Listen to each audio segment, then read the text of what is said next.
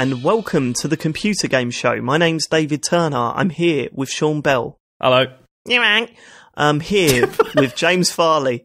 Hello. But I'm not here with Matt Murray. Unfortunately, he's unable to attend this week, and I think maybe we'll find out the reason why later. Should we just get straight to the feedback? Sean's going to do it this week. I'd like to... Then we've got some stuff to explain about what happened after we stopped recording. But let's just get feedback on the show itself first, and then we'll go into it. So awkward. All right, so Mark Jeffries says, nice to see James representing Player One podcast. Only Sean wore a Computer Game Show shirt. Starlink, you can buy the extra weapons digitally and press a button to activate them. Anyway, great show, guys. Thanks. Looking forward to the juiced stream. Hashtag make it happen. Yeah, we got a bit of stick that only one person was wearing a Computer Game Show top, right? But there's two things I find strange about that. The first, I said well in advance, look, I'm going to wear it all day Friday, and then Saturday, when it comes to it, I like to keep up the brand, right? Of a polo shirt wearing wanker. So I had to rock that. Matt, though, he had about 8 Computer Game Show shirts with him, and he didn't wear one of them. I just wanted to wear a t-shirt of a better podcast. I thought that'd be so nice. Why did you wear Player One? No, I'm joking. No, I thought that was a nice little shout out to you, to a podcast that you've listened to many, many hours of. Unfortunately, I didn't buy a Cane and Rinse one. I would have won that, but I mean, I'd forgotten what we decided on the wearing the shirts for the show, and then I just because Dave, you'd given me my polo shirt when we got to Birmingham, hadn't you? So obviously on the Friday I was already dressed, and then the Saturday I was like, all right, fuck it, I'll wear my Computer Game Show shirt, and then realised I was the only knob wearing one during the live show. Can I ask a question? So, do Cane and Rinse actually have t-shirts? Yes. Yeah. Really? I've just never Desmond seen was wearing it for the Retro Asylum thing. Well, I've just never seen them. Ooh, a little dig there, little dig. Well, can I tell that story about the guy on the Friday? Oh yes, please. He might be listening. I don't know, but I might have completely balls it up. So, I was playing on the Nintendo Switch. I can't remember what game it was. It was that one that I was telling you about. That it was like an indie game. It was like a dungeon crawler thing. I can't remember the name of it, but I was playing it, right? And I had my Computer Game Show t-shirt on, and I finished playing it, and I turned around, and the person that was next in line to play it was wearing a Computer Game Show t-shirt, right? So I turned around and pointed at him and went, "Hey!" like that. Why would you do that anyway? Well, because he's wearing my podcast t-shirt. I'm wearing it as well. I know, but why? Why do you want to sound like the Fonz? I don't. Well, I didn't really have time to consider it. I turned around, saw him, and just went, "Hey!" That was the first thing that came out, right? And then he looked at me like I'm a complete fucking weirdo. Like he proper just stared at me as if to go, "What the fuck?" And I should have gone, "Oh, sorry, the Computer Game Show. That's I'm David. Nice to meet you," or whatever. But instead, my bottle just went, and I just walked off. It was like, and then for the rest of the day, I was going, was that definitely a Computer Game Show? I don't think it was. I reckon it wasn't. I don't think it was either. Yeah. I don't think it was either. It could have been, but he might not have realised it was you. He could have just thought maybe you were a listener. I don't know. Possibly. But then even then you would go, point at my shirt or something. Yeah, I don't know. I mean, but it was a bit weird that I just went, "Hey," so maybe he was startled and just thought, what the fuck is going on here? But then you said midway through the day, "Oh shit, I thought it was a Computer Game Show t-shirt, but it's slightly different. Like one of the lines is slightly off or something, and it must have been for something else." So maybe he was wearing one of those, and I've just made a complete tit of myself. It was just awful. Like I came away just thinking, this is really, really bad when I walked away. So if that was you, I'm so sorry. I should have then said hello and explained what I was doing. Instead, I freaked the fuck out and walked off. A bit of a weird moment there. But it was cool seeing the t-shirts about, wasn't it? Yeah, I think it was even funnier seeing Midnight Resistance t-shirts. Yeah, a couple of them still kicking around.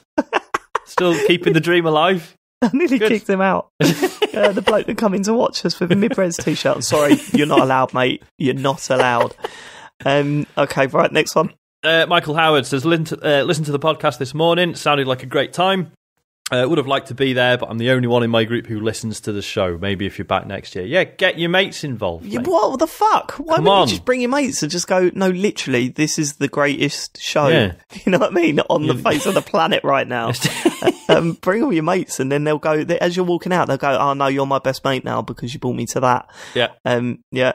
Anything else? Athena Allen, somebody spotted the Juiced Wikipedia page edit. So this was... No. This is we mentioned this on the show, didn't we? Before? Did we? I don't think we did. Did we not? Oh, right, okay. So basically, on the Wikipedia page for Juiced, there's not a huge amount there, and someone slipped in basically at the end. Juiced is mentioned on a regular basis by James Farley on the popular gaming podcast, The Computer Game Show, or something to that effect. And so someone spotted it. But then says, but instead of removing it, they've just put a citation needed tag on it. They're like, look, I'm not disputing it, but I'm going to need some proof. Someone send in an episode of the fucking show. Someone do a mass edit on YouTube of every single Juiced reference on this show. We need a Juiced supercut. This is it hasn't, James. No, it hasn't. Do you honestly believe you've only mentioned it like 3 times? It's only about 3 or 4 times. It's hardly ever, you know? Okay, that's not true. But that sort of brings us nicely on to what we have to talk about. Right, okay, so let's just talk about what happened live, right? Because what you don't see on the video on YouTube or obviously here on the podcast is that the guy that was from the Juice dev team that turned up and confronted James, he was pretty pissed off throughout the whole thing. He sat there with his arms folded, just like staring at James, and I just thought, like, if you go back and watch it on YouTube, if you watch me, I'm hiding my face. Like, I got proper hot-headed. I was freaking out. James was obviously pacing all over the place. Like, you had a meltdown for about 10 seconds where you just went over into the corner of the room. And then you stood up on stage. Decide where to go. It's like, you know. God, it was bad. And then... No, because at that point, it was all right because I didn't know it was going to turn nasty. Right. Well, this is it. It was when he said, what is it? What was the phrase? So it's just said, like, I'm just a bit disappointed it's become the butt of a regular joke. Yeah. So there was that. But then also, when someone gave James the present and he opened it and it was a copy of Juice, I instantly looked at him and he looked even more pissed off. Yeah, and I was like, oh my fucking God, this is getting worse. Right. So let me explain. For starters, it kind of killed the mood in the room. Like, no one wanted to ask questions after that. It all went a bit quiet and we ended the show. And I just looked over at James and James was like, fucking hell. And I was like, I know, mate, this is bad. So I had the last t-shirt that we had left over, and I was going to give it to I forgot to mention this on the fucking podcast, but I was going to give the shirt to the person that asked the best question. So I had to give it to him, because you know, it was an incredible moment, even if it was like a really, really horrible moment. So I walked up to him and I went, "Hey man, thanks for coming. Thanks for being a good sport. You know, sorry if we've upset you. Like, that's not the intention. Blah blah blah." And I said, "Look, we were going to give this to the best question, but I think you've earned it." Like, and he said, "Oh, cheers, mate." And he shook my hand. He went, "You know, I never worked on Juice, right?" I went, "What?" He said, "No, I'm not even a dev." I went, "You're fucking kidding me." He said, "No, I'm just a listener. I thought I'd wind up James." I went, "Oh my God, you've done us all." He said, "Well, I haven't done Matt because I messaged him on Twitter about it a few weeks back saying that I was going to do that." And I just went, "Oh my God, like, Matt knew about this." So I said to him, "Look, don't tell anyone, right? Don't tell anyone. Let's see how far we can keep this going." I went back towards the stage and James was standing there, and one look at James and I thought, no, we're not going to do that. We're not going to keep going. James was pale and he was looking at his feet, and I just thought, I felt so bad for you. Genuinely, James, I felt so bad. Not even I could be that much of a prick. So I turned around and went, "James, just to let you know, that guy, he was winding you up. He's just a listener. He's not a dev from Juiced." And you were like, "Fuck off." I was like, "No, seriously." Oh, and Matt knows about it. And he went, "What?" And like, his face went from pale white to bright red with anger. It's like, he was just fucking furious. So everyone cleared out. Matt's not here this week, so it's hard to confront him, James, but let's face it, he didn't hold back when he was talking about Detroit when you were off. So, I mean, how's your relationship with Matt at the moment?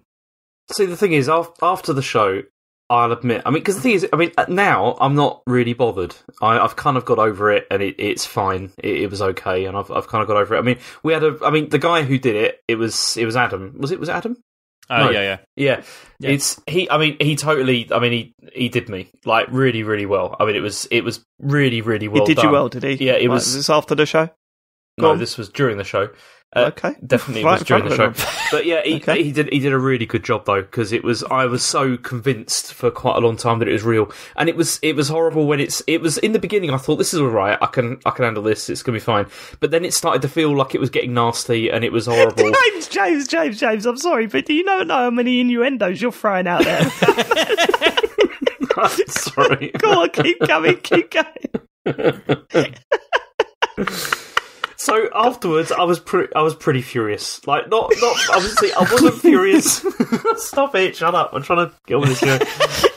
So I wasn't furious with him. I was beginning to feel furious with Matt, because I was just thinking the worst thing about it was the fact that he knew about it. And I was just thinking, if this was reversed, would I have done this to him? And I thought, no, I definitely wouldn't have done. And no, if he'd have asked me, I genuinely would have said no, because I feel I do. I've got no proof for that, and I don't know what I would have been like, but I feel like no, because like in front of people like that, it's going to put you in an awful, awful situation. You know what I mean? Yep. It's like pulling down your pants in front of everyone. It was rough. It was. And so then the thing is, what annoyed me more was then later on I listened back to it. For a while I didn't want to listen back to it, because I was like, I don't want to experience that again, because that was horrendous. And then I listened back to it, and it wasn't actually as bad as I thought it was, probably because when you listen back, you can't see the guy's face expression. So it's like, it doesn't sound so bad. But then you handled it quite well, I thought. Like, you didn't back down, but at the same time, you weren't rude. Like, you didn't mug the bloke off. I thought you handled it really well. See, and what was really frustrating about it was then obviously afterwards I was thinking about all the things I could have said, as you do, that were things like the fact that we've never actually taken the piss out of Juiced at any point, just the advertising campaign. That was all. It's true. We never said anything about the game at all. So it was all those sorts of things started running through your head. And then I listened back to it, and then I could just hear, then I heard the bit where Matt's like, James, you've really upset a listener here, and all this. And I'm just thinking, he's egging the guy on, and I'm just thinking, what are you doing? Matt, read the room. Like, because the atmosphere by that point had already turned rather sour, and he was making it even worse. And then, so I was quite annoyed, with Matt for a while about it, but then it's fine. I've got over it now. How is it fine? How is it fine? The guy literally set you up. Like, he literally set you up. Not just on the podcast, right? But in front of people like that. How can you let that slide? What's the matter with you? What good is it going to do, me getting just really, really furious with him? Because it's not that it's got. Obviously, I'm never doing interface with him ever again after this. Is that it? Is that all done? That's all been dissolved. It's just. Dissolved. It's just, I don't know. It was horrendous. That was, and exactly. And he knowingly put you in that situation. Yeah. How can you just be like, it's fine? See, I wouldn't Are have you been really so going annoyed. to stick up for yourself? I would have been less annoyed if he hadn't have egged the guy on. But then also, if he'd have kind of told me afterwards or something what was going on, I had to find out from you. I didn't even know. How are you not more mad at him? James, I've calmed down now, because after the show... think about it, though. Right, think about it. Listen to that bit again, where the guy's like, I'm upset about Juiced. And Matt was like, yeah, James, you've really upset a dev here. Like, I cannot believe it. And I hadn't even done anything wrong. That was the worst thing. It was just, that was the worst thing about it. I was annoyed about that. But it's all fine now, is it? It's all fine. Well, he's not here, is he? So, I can't even, what's he going to say? He's not here. Well, nothing apparently, because you're saying it's all fine now. I don't know what you want me to say. I've been trying really hard this week to get over this, and now you're dredging it all up. No, I'm not dragging you into it, right? What I'm saying is stand up for yourself. Don't let people walk over you like that. He mugged you off in front of a group of people, like, big style. I just don't do it. Just stand up for yourself. Well, no, because I'm going to just have to wait for an opportunity, aren't I? Is Right. what's going to happen. He's going to bide his turning into a time. plan. Yeah. And then this will come back to bite Matt at some point. Probably at the end of the year show. Let's face it. Well, no, I'm thinking something a bit more public than that, Sean. It's, Okay. Do you want me to read out Adam's email? We will do, but I just want to say, man, that was what an experience that was. I mean, I mean, what I said at the end of the podcast was all true. It was absolutely an honour, like a flat out honour to be there, and for the amount of people that showed up, we were absolutely chuffed with that. And the sort of response we were getting from the audience was amazing. The show was fantastic. Like the expo was fantastic. Really enjoyed our time out there. So thanks to Tom Champion and John T that work on these things that allowed us. They put us on there. And it just felt. It was brilliant. It was such a great experience to be part of that. Even seeing our name printed up outside the theatre like that was just enough to sort of. I mean, it's done my ego no good, but it was fucking brilliant, man. And then we went to the pub afterwards, and the people that showed up there were absolutely fantastic. There was 2 guys that drove up from Brighton, not to come to EGX, but just to come to the live show. They turned up 30 minutes before the live show started. Sound as fucking pounds as well. They were like, they were just saying, what the one guy, because one of them hadn't heard the podcast before, the other guy had, and he was just like, I just listened to about 40 hours of podcasting a week, and I was like, so do I. This is it. And then we were just chatting about podcasts all night. It's fucking great. And yeah, everyone, like, finally meeting SMW. I've known of him for a long, long time, and then just start meeting and chatting with him. I mean, that was brilliant. the best bit. The best bit I thought was that afterwards, because I mean, after I calmed down, it was like, it was really cool, to meet everybody, and everyone was great. It was, that was good. So thanks, and obviously, I'm not going to be around for Resd or EGX next year, but hopefully you guys continue to do this, and fingers crossed that the guys that work on those expos will have us back. I mean, we'd love to do more because it's just such a good time. Like, it really, really is. And doing it live in front of people is really fun as well. And I was really chuffed that Adam sent me like a message saying how professional it sounded as well. So I was really happy with the sound of it. We seem to cope with having people like watching us while we were doing it. So yeah, I was really proud of it. So, thanks to everyone that was involved. Yeah, shout out to Robert Feather and Gary Dutton as well, who took nice pictures of us. Oh, fantastic. And the two guys that were working the soundboard and that. Like, they were really sound, weren't they? Yeah, the chat to us afterwards was really nice. It was like, and obviously Paul Davies from Retro Asylum of course, helped man. film the whole thing as well, because there's no official provision for that. That was just him bringing a camera, so that is true. Right. And I should thank him for inviting me onto the Retro Asylum live as well, which was on early. I think it's up on YouTube now. No, it is up on YouTube now. Oh yeah. Have a look at that if you want to see Andy Hamilton get mugged off as fuck. And he weren't the only one. Fucking big boy Barry finishing last. Yeah. I mean, I beat him. Me. That was quite a proud moment. I'll tell you what, though, you did quite well in that challenge. I got absolutely shafted on that though. I finished as low as I did, it felt like I was coming first or second, like in most of the games, and then it got to the final tot up, and I was like fourth. I was like, hold on, that ain't right, is it? The way they're adding up the scores was messed up. Yeah, I want to see that spreadsheet, Chris. Right, Adam Reynolds. He says, I thought I'd better get in touch after last week. When I had the idea to wind James up with the juice question at the live podcast, I was in 2 minds as to whether to go through with it. I was so glad I did. I can't think of another podcast or event where I would have done so, but as a long-time listener, I know the fun and spirit that this podcast is built on.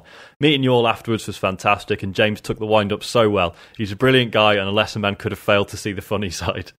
My only regret is that I didn't research a little better and could have had a good comeback for the ad campaign questions. That could have been so much fun. Keep up the superb work, guys, and please make an effort to keep up the live shows and meetups. They're so much fun, and I, for one, can't see me missing one again. Next time I may need a disguise, though. I think it's fair to say, Adam, that you have gone down in the computer game show history. This is a moment that I'm never going to forget. You know what's going to happen, though, don't you? Is that next time we do something like that, some dev is going to say something like that, and I'm going to think it's a wind-up, and I'm going to start having a go at them for it. It's You're just going to be screaming like, at them. yeah, like you feel, oh, well, actually, I worked it, and you're just going to go, oh, fuck off, mate, I'm not doing this again. And it's actually David Cage. See, that's the thing. If it had been David Cage in the audience who had some problems with some of the things I've said, I could completely understand that. Juiced. Just, yeah, what a weekend last weekend. Yeah, man. Go check it. Definitely go check the video out on YouTube if you haven't already, because there's some fun moments. You might understand why everyone just started going way about 10 minutes in, for example. But yeah, great stuff. And you know what was really funny, right? And this sounds bad, but it's true.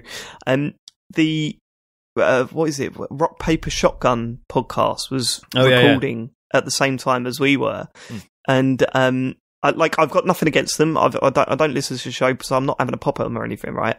But they were saying about, like, they didn't get many people turn up to theirs, right? And I thought, that's it's a bit sad that not all the podcasts were supported or whatever. But then you can hear us screaming and shouting through the wall. On those little mics, there's a bit where you can hear us just like laughing at the juiced bit. I was not laughing at the juiced bit. Afterwards. We were. It was mental. So yeah, check their video out as well. That's on YouTube too. Yeah. So you can hear us all like shouting. Like, I think it's about like 45 minutes into it. You can hear us all shouting in the background. Yeah, good times. Right, okay. Is that it for feedback? That is it for feedback. Well, that's all Matt's put in the doc anyway. I don't know. Yeah. Well, I mean, the fact that he's put anything in is good. True. Okay, James, should we get in with news? Yeah, this is the news. So you're really working on that transition, aren't you? Yeah, really it's so awkward. I just can't. I can't Chris Morris. figure it. It's still terrible. This is the news. I like that. Keep with that. So anyway,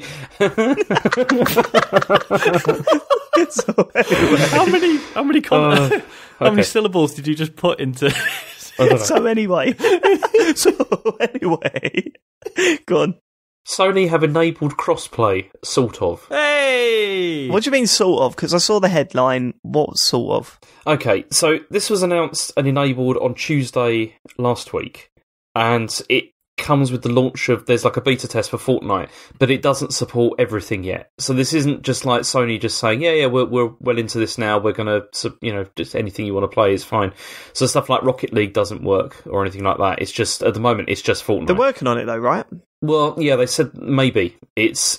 Well, no, I saw something from the Rocket League people saying that, it's not going to happen overnight, but we're working on it. Oh, okay, because Sean Layden said that it's like it depends on how this beta test goes as to whether they're going to actually do it. I was going to say, does any not to be a conspiracy nut or anything, but does anyone else feel that this is a bit like Sony going, okay, Fortnite, we'll let you have a go.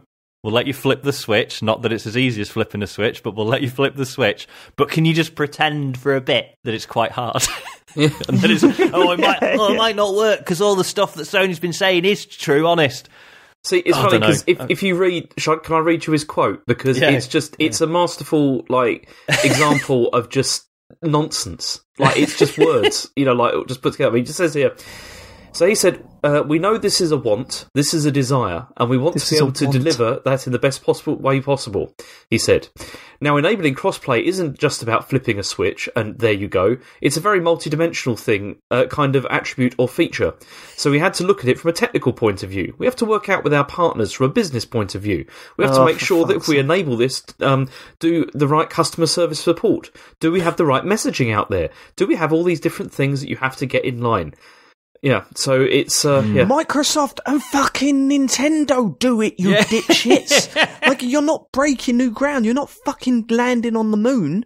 We're already doing this on other consoles, you thick fucks. What was it? I mean, it made me laugh as well because I posted a tweet up about this in the week, right? A little jokey tweet. I forgot console wars are still a thing.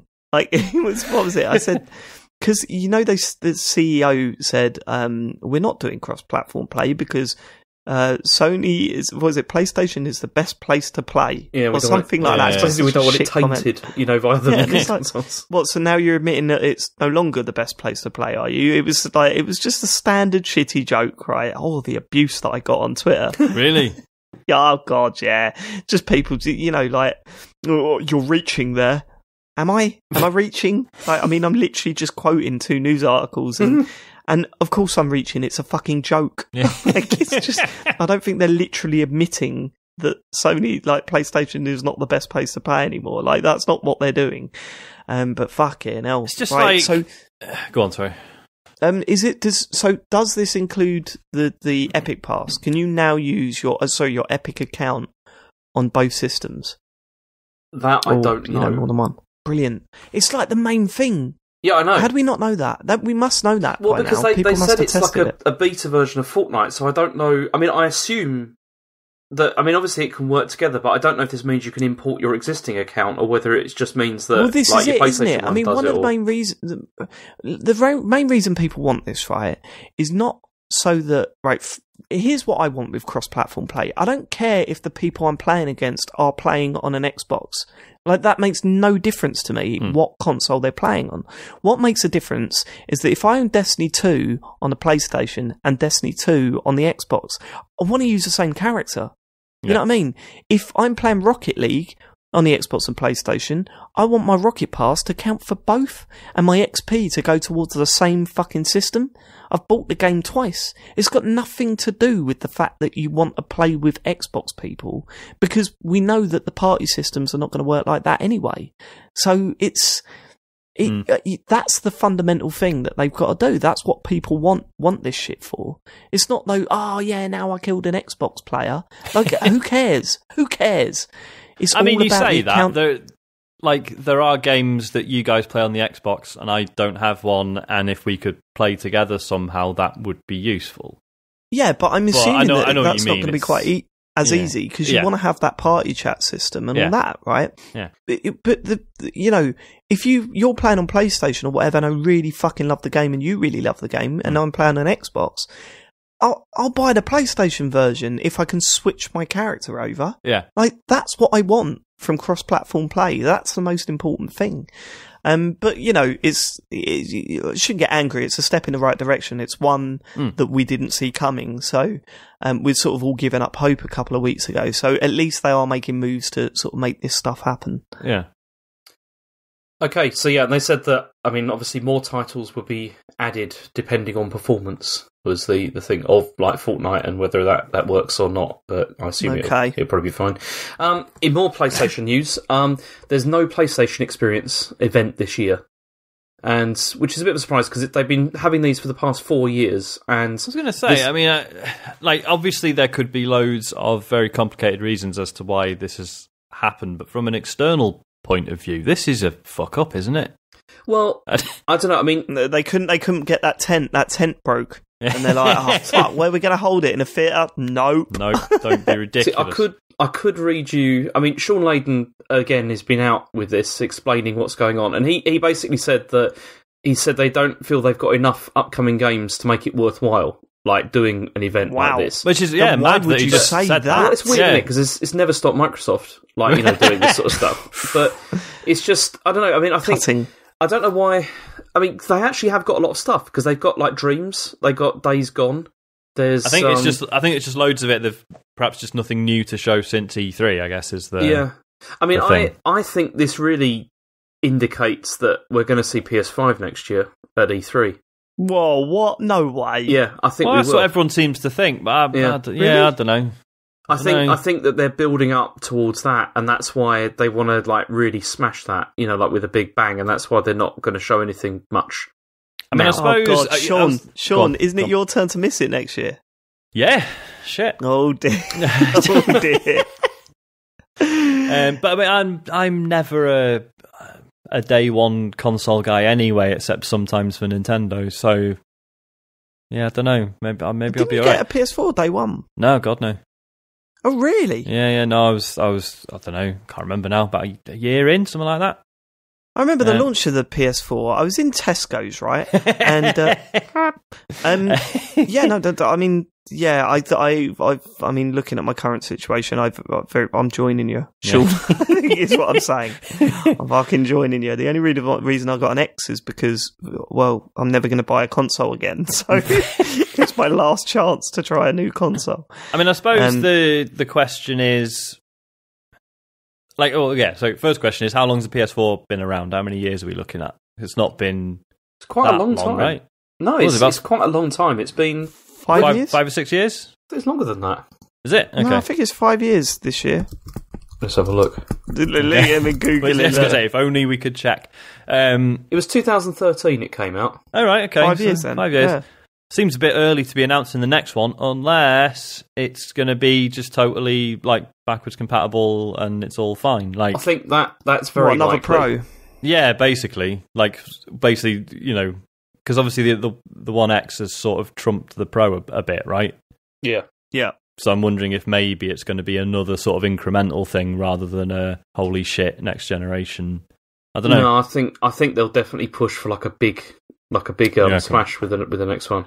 Because especially to counter Xbox One X, because even though it's not massively outselling PS4 or anything like that, it's still there has been a bit of a perception change, hasn't there, recently? I feel with this. Sure.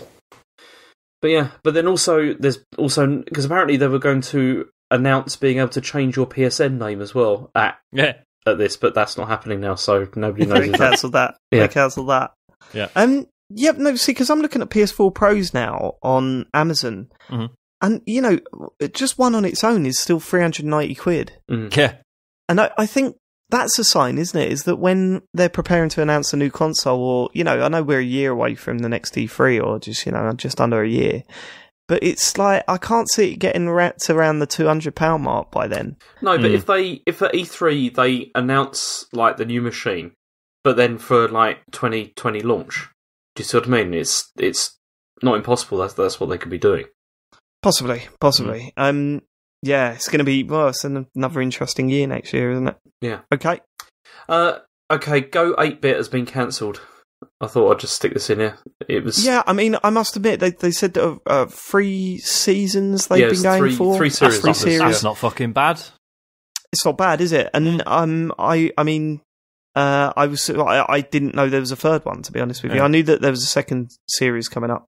But it's one of those things, isn't it? I mean, what can you put it down to?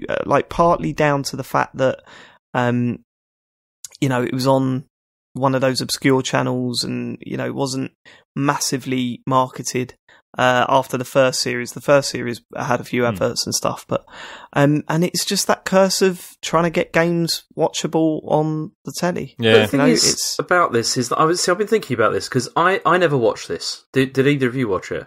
Yeah, I watched the first series. I didn't, but it's not even the show's fault. It was just one of those shows that people at work be like, "Oh, you like games? Have you seen this?" No. Yeah. So, was it and built... Big Bang Theory? Fuck off. Yeah.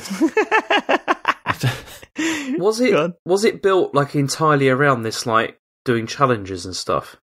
Yeah, pretty much. Well, yeah, it was a live show stroke pod. Was it a podcast or was it just a video thing? Yeah, it was it was. I don't know if it was a podcast, but it was definitely a live show that they used to do in pubs in London and stuff. Because that's the stuff that I just don't find interesting at all. Why? I love that shit. No, because if I think about the video game stuff that I watch a lot of, it's mostly documentary stuff. I find much more interesting. Who's going to be watching that? What do you mean? That shit's not going to pull in the audience, is it? Yeah, no, but I don't want to see some D-list celebrities or whatever playing some game. I don't care. I don't know what anyone. Fair enough, but you're not the majority here, are you? No, of course I'm not. But I'm just saying, I personally, I just don't. That was one of the things I never liked with Games Master that much. I mean, occasionally it was really entertaining when you got what the fuck are you talking about now, James? Eh? This Games Master was amazing. Yeah, no, Games Master was brilliant. I really enjoyed it. But the challenge stuff was the stuff that I found the least interesting part of it. It was when they did all the other stuff, where they golf places and I mean, as amazing as Games Master was, it was the format was fine, but obviously it was carried by Dominic Diamond, wasn't it? Yeah. A dude played 2 Time Crisis machines at the same time, and James is sitting there rolling his eyes. It's not that. It's not that. See, that's the stuff that's more interesting. It's when they just get on celebrities to like play Tekken and stuff. It's boring. It's just not entertaining. I tell you what it is. But what's the answer? Because a lot of people can't even, like, if you got 2 actual Tekken pros on, then normal people can't digest that. So what's the answer? Look, here's the thing, Sean. Right, Twitch is massive. Yeah, millions of views. You know, you get these people that become celebrities on Twitch. Yeah, that still baffles me as well. It's more because we're old, James. You got to leave it. It's more long form stuff, right? The people that are really into gaming, it is still seen as a subculture thing. Yeah, and when it gets turned into a live studio comedy filled with celebrities, you know, playing game stuff, people get angry at it. You just had to look at people talking about Go 8-Bit on forums and stuff, and they were immediately going, well, that's not right. No, right. And it was just like, oh, mate, like, what do you want? You know what I mean? I remember a time where, you know, you'd see any mention of computer games and you'd be like over the moon because it was like someone recognising the thing that you're into. This is it, isn't it? It's the classic gamer thing of like, we want cultural acceptance. Okay, you've got it now. No, not like this.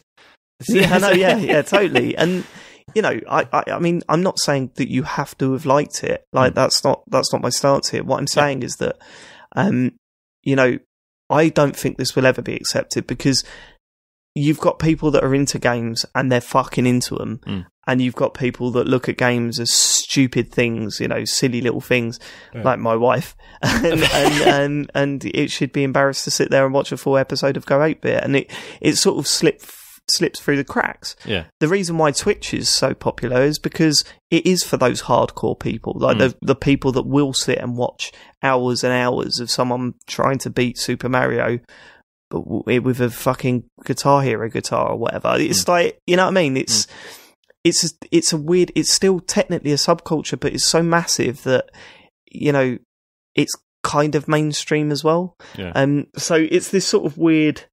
Yeah, it's this weird sort of like trying to find a demographic to appeal to on like, you know, on primetime television.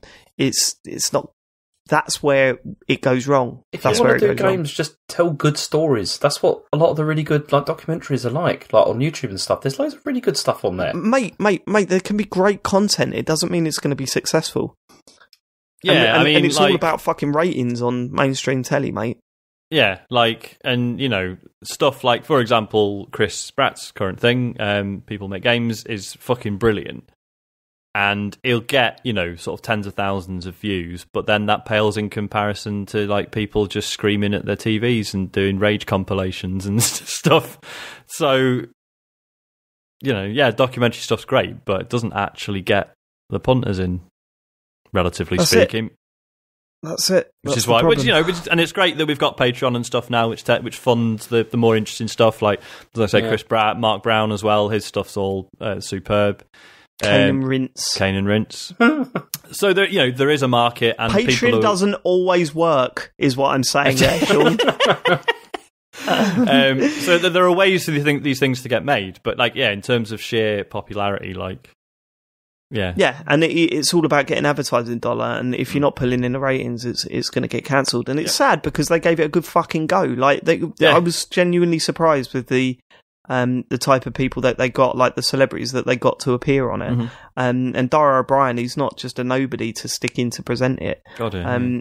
I mean, strange career, but we were talking about that. We were talking about that at the weekend because as you were walking around Birmingham, there was like big signs saying Dara O'Brien live, and I was like, "What does he do? What is that show?" I mean, he's a stand-up comedian, but I've never seen him do stand-up. Well, I was going to say, he's one of those people that, like I've never. I mean, fair play to him, like, because he's probably done like 2 decades of stand-up and been through the shit. But obviously, sometimes with these people, you only see the end result, and it's like, oh yeah, well, he's a stand-up comedian, but as you say, I only know him from panel shows and stuff. And But he just like stands there and prays that Frankie Boyle comes on and says that offensive, so he can roll his eyes like he normally does. But he hasn't got that. Have you ever seen Stuart Lee talking about completely forgotten his name, Irish comedian, now talk show host? Shit. Okay, you get no help from me here. No. Forget it. Anyway, point is, he's now incredibly successful, and Stuart Lee's like, no, we used to do the attic together. It was fucking horrible. Right. Anyway. Okay. What was the next story? Sorry. The final shitty thing about this was that the two guys who were behind the original live show and worked on the TV show were basically, they found out by the Dave Twitter account tweeting at someone else who'd been asking about the show, just saying, "Oh yeah, no, we're not doing any more of it." That's how they were, they were informed. That's showbiz, baby. Well, yeah, that's the way it goes. Graham Norton. We were told Graham Norton was the comedian whose name I've forgotten. Carry on. Okay, that's right. Dash Radio basically just said no shows over 2 hours to us. We were like, okay, is that us getting the sack then? Like, what the fuck? I mean, not quite on the same level, but Jesus. That's entertainment. Can I move on? Right, now? Next story. Yeah. Okay. So there's been an update with all the Telltale stuff because Update. yeah, I mean, obviously we talked about this on the live show, but some more stuff have happened. More stuff. Some more stuff have some happened. more stuff Yep, have go on. happened. So Telltale have now said that they're still trying to finish The Walking Dead, but the game has now been removed from online stores. Did you see the quote? It was awful. It was like, we're working with third-party companies. No promises, but we're trying to finish. No promises. Yeah. You've taken people's money. Like, what are you doing? And not only that, like, it made me feel shitty for a number of reasons. The first being, no promises, guys. Right, that wound me up. Secondly, you just laid off 250 people to give them a fucking penny. That's the thing. I mean, as everybody on every podcast and website has already said, like, they ought to work on paying their staff severance first. Rather than Well, should they? Like, this is it, right? Like, I agree. I mean, it's awful, what they've done. But when you're you're in that position, who do you try and please? The staff that you've laid off, or the customers that have paid for a product that you're not producing? I think the people that have been working for you, that have produced all the stuff for you. I think I'd agree. But it is pretty shitty on the people that have actually given their money to buy a product and are not getting it. I've lost 25 quid or whatever from this. I'd rather lose that than my job. That's much worse. That's true. Yeah, no, that's fucking right. Yeah.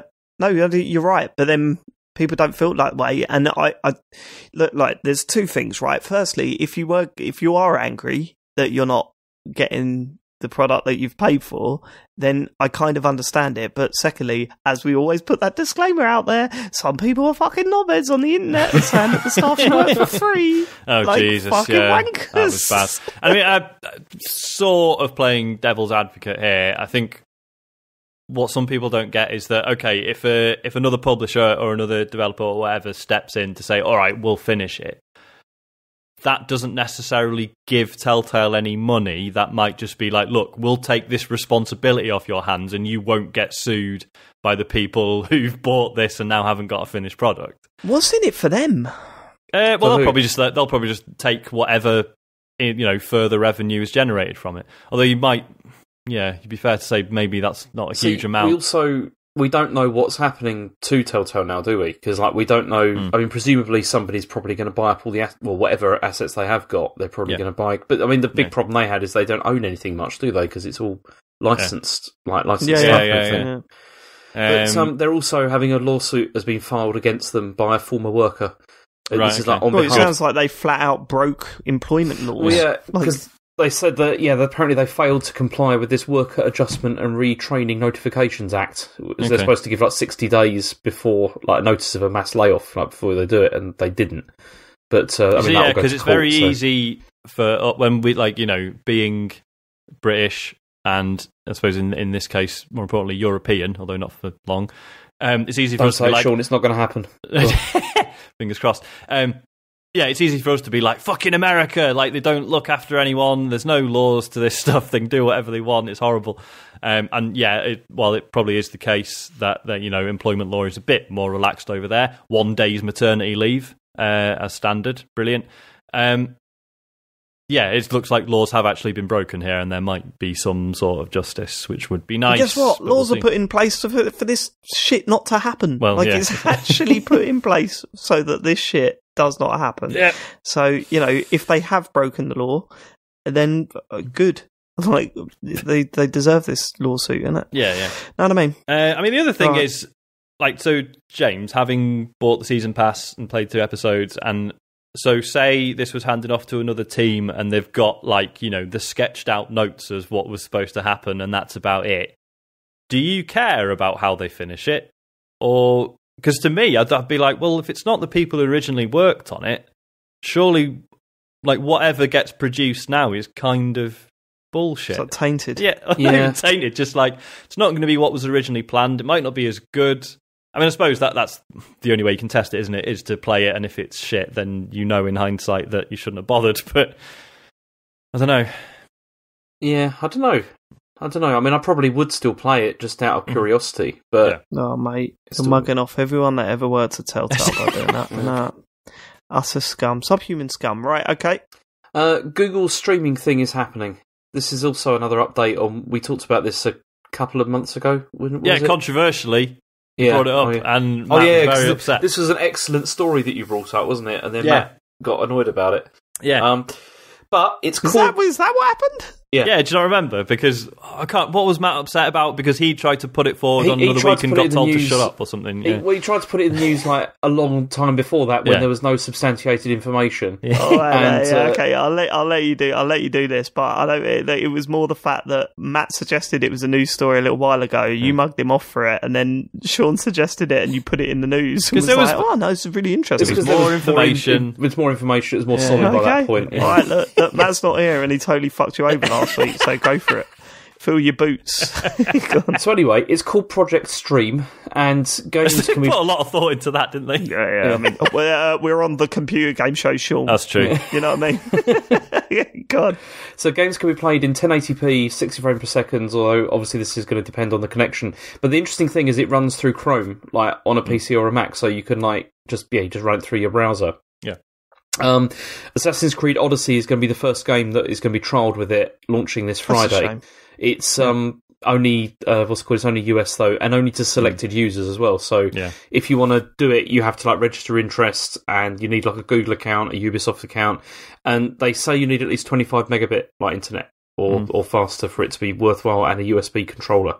And money, how much does it cost? Well, no, it says it's a free trial, so I don't know how. But they said that there are also some aspects of the game are not going to be available either, like primarily those that are related to like microtransactions and everything. Oh, okay. So this seems like it's just a stress test, really. It's not like they're not launching like with the full Still, game that's stuff. a hell of a game to do the stress test with. The brand new Assassin's Creed game, which is apparently very good, by the way. We've seen the reviews. Yeah, they've been everyone loves very it. Good.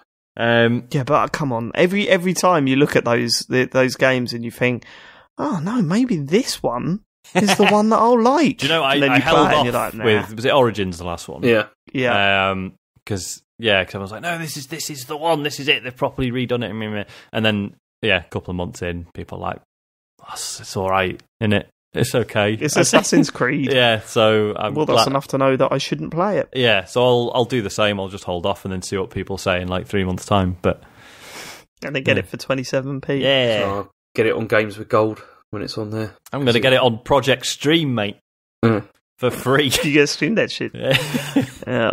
All right. I mean, it's interesting, but we still not. I don't think any of us are massively convinced about the future of streamed games, right? Unless it's massively improved than the last time I used it, then that was ages ago, wasn't it, when you last did it? It fucking was. You ain't wrong, but it's like at the same time, camera. Yeah. I mean, let's see it in action. And like Assassin's Creed is probably ideal because it's got combat, but it's pretty loose from what I remember. It's not, it's not like a platinum game or something. So if there is a bit of lag, probably get away with it. But I don't know. Apparently, that was one of the aspects they've really tightened up is the combat. It's not at all like the originals. It's supposed to be significantly better.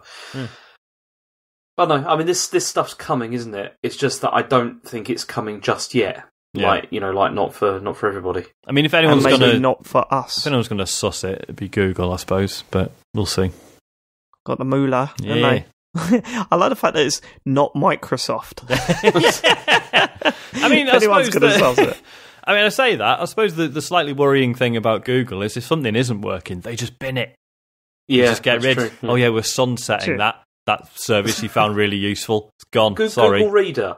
Fuck you. Yeah, It's Google like- Reader, Google Wave, which admittedly I never used, but apparently some people did, and they just went, nah, it doesn't work, get rid. Google Glasses, in the bin. Yeah. So, yeah, I don't know. But then at least that, they're being upfront, like, this is just a test. They're not saying, look, we do games now. So, yeah. I'd be interested to find how much information they're stealing at the same time. That was a joke. Please don't sue me. Next story, baby. Xbox One is getting mouse and keyboard support. Why? Well, no. Calm down, Sean. Starting with Warframe. That was David, but fine. Fuck yeah, Warframe, keyboard and mouse. Come on. I thought you'd be well up for this. Things. Yeah. My favourite things, the Xbox, keep playing games with a keyboard and mouse, and fucking Warframe. I love it. This is just for you, this story. It's, But apparently it's being enabled for some Xbox insiders. Is that their preview program, presumably? I have no idea, yeah. Guess Okay. so. Yeah. In the coming weeks. And developers will be allowed to enable mouse and keyboard support in their games.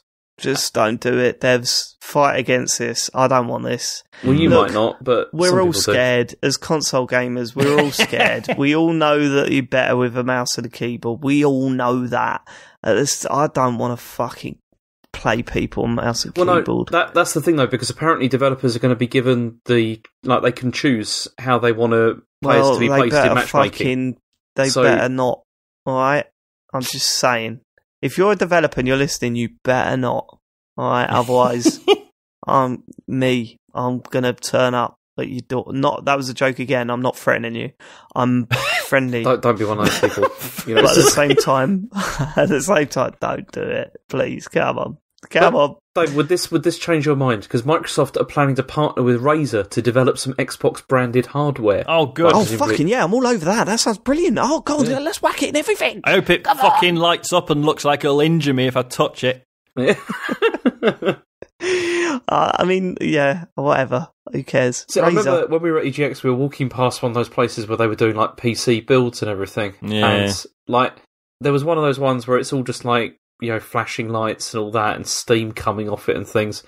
And everyone's using the computers, and it makes it go on. He was like, "That looks really good." That, and I was just thinking, that looks the gaudiest piece of shit. Yeah. Well, I was saying on the show floor, wasn't I? Like, it just freaks me out because I don't consider myself not a PC gamer, and then I just see all like that whole corner of EGX. I was just like, nah. Not going anywhere near that. You see everyone using those keyboards, and it sounds like a million tiny little horses running along. Yeah, but Sean, there was the Windows 10 bus. There was the Windows 10 bus. What is the deal with those really loud keyboards? Why mechanical are they ones? so popular again? So they. Do you really want to know? It's quite boring. No, then. All right. But I thought it was just people wanted to sound like they're in Fallout 3 or whatever. It's like people who call their PC a rig because they want to act like it's a fucking machine. And it's like, no, it's not. I bet those people fucking hate Apple as well, you know what I mean? Almost certainly, yeah. Okay, alright, next one.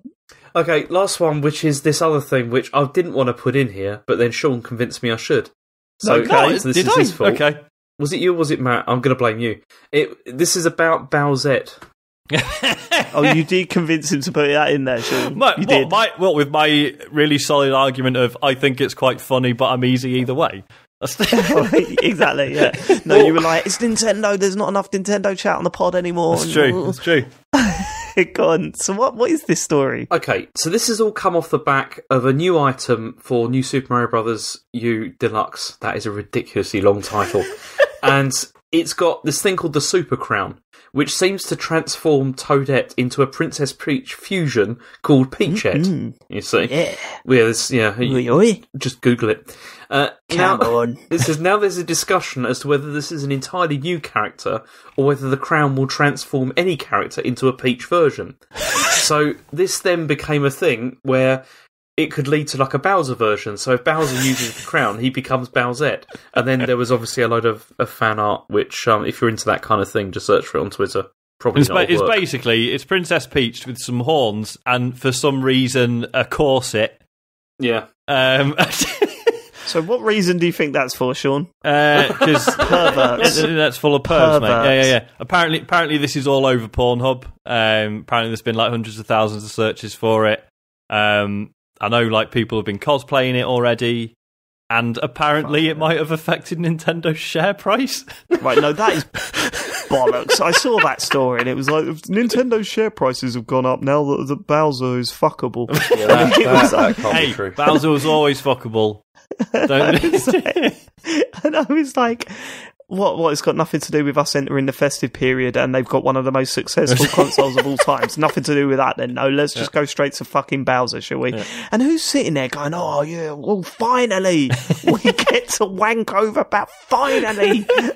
I've just noticed she's got a tail as well, so that's a subset of the internet who'd be happy. What do you know about that, Sean? Because I don't know anything about that. Could you explain that? What, furries? Or, well, scalies in this case, I suppose. No, the tails and all that. What's that about? What do you mean, what's it about? Why do people get excited by that? Because... You're the one that fucking wanks over Animal Crossing, James. Absolutely not true. That's a scandalous, horrible lie. But the fact that you even need to feel the need to say that is... Yeah. Well, yeah, obviously, it's just nonsense, isn't it? But, you know... the male gender is fucked. It has been for long. We're bored now. We've got our phones. There's not been many major advances in technology. It's just been slightly better resolution. Do you not think that? Right? Do you not think this is men looking at too much pornography? It's like, look, we've seen everything that real human women can do.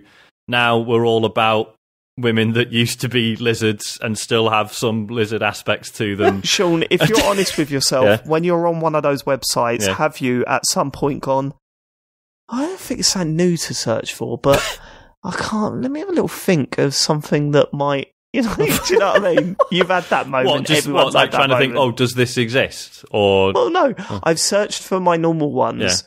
So many times that it's the same results, and so now that I need to just be a little bit more creative, a bit more adventurous. I mean, I visit a website where they just list the most common searches on the right hand side. It just makes that process a lot quicker. Well, you just trust everyone to know what's going on. No, I just scan sometimes and go, oh yeah, I wonder what that looks like.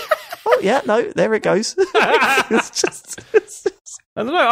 I'm pretty pedestrian when it comes to this stuff, I think. Is it? James, Sean's major search on YouPorn is missionary. I want to rule out the possibility of anything interesting. I don't want. It's also going to be the title of the show. Right. He just types in sex. Can you do the search modifiers like on Google where you do like minus whatever? So if you don't want the things you don't want to see, you can just minus everything out.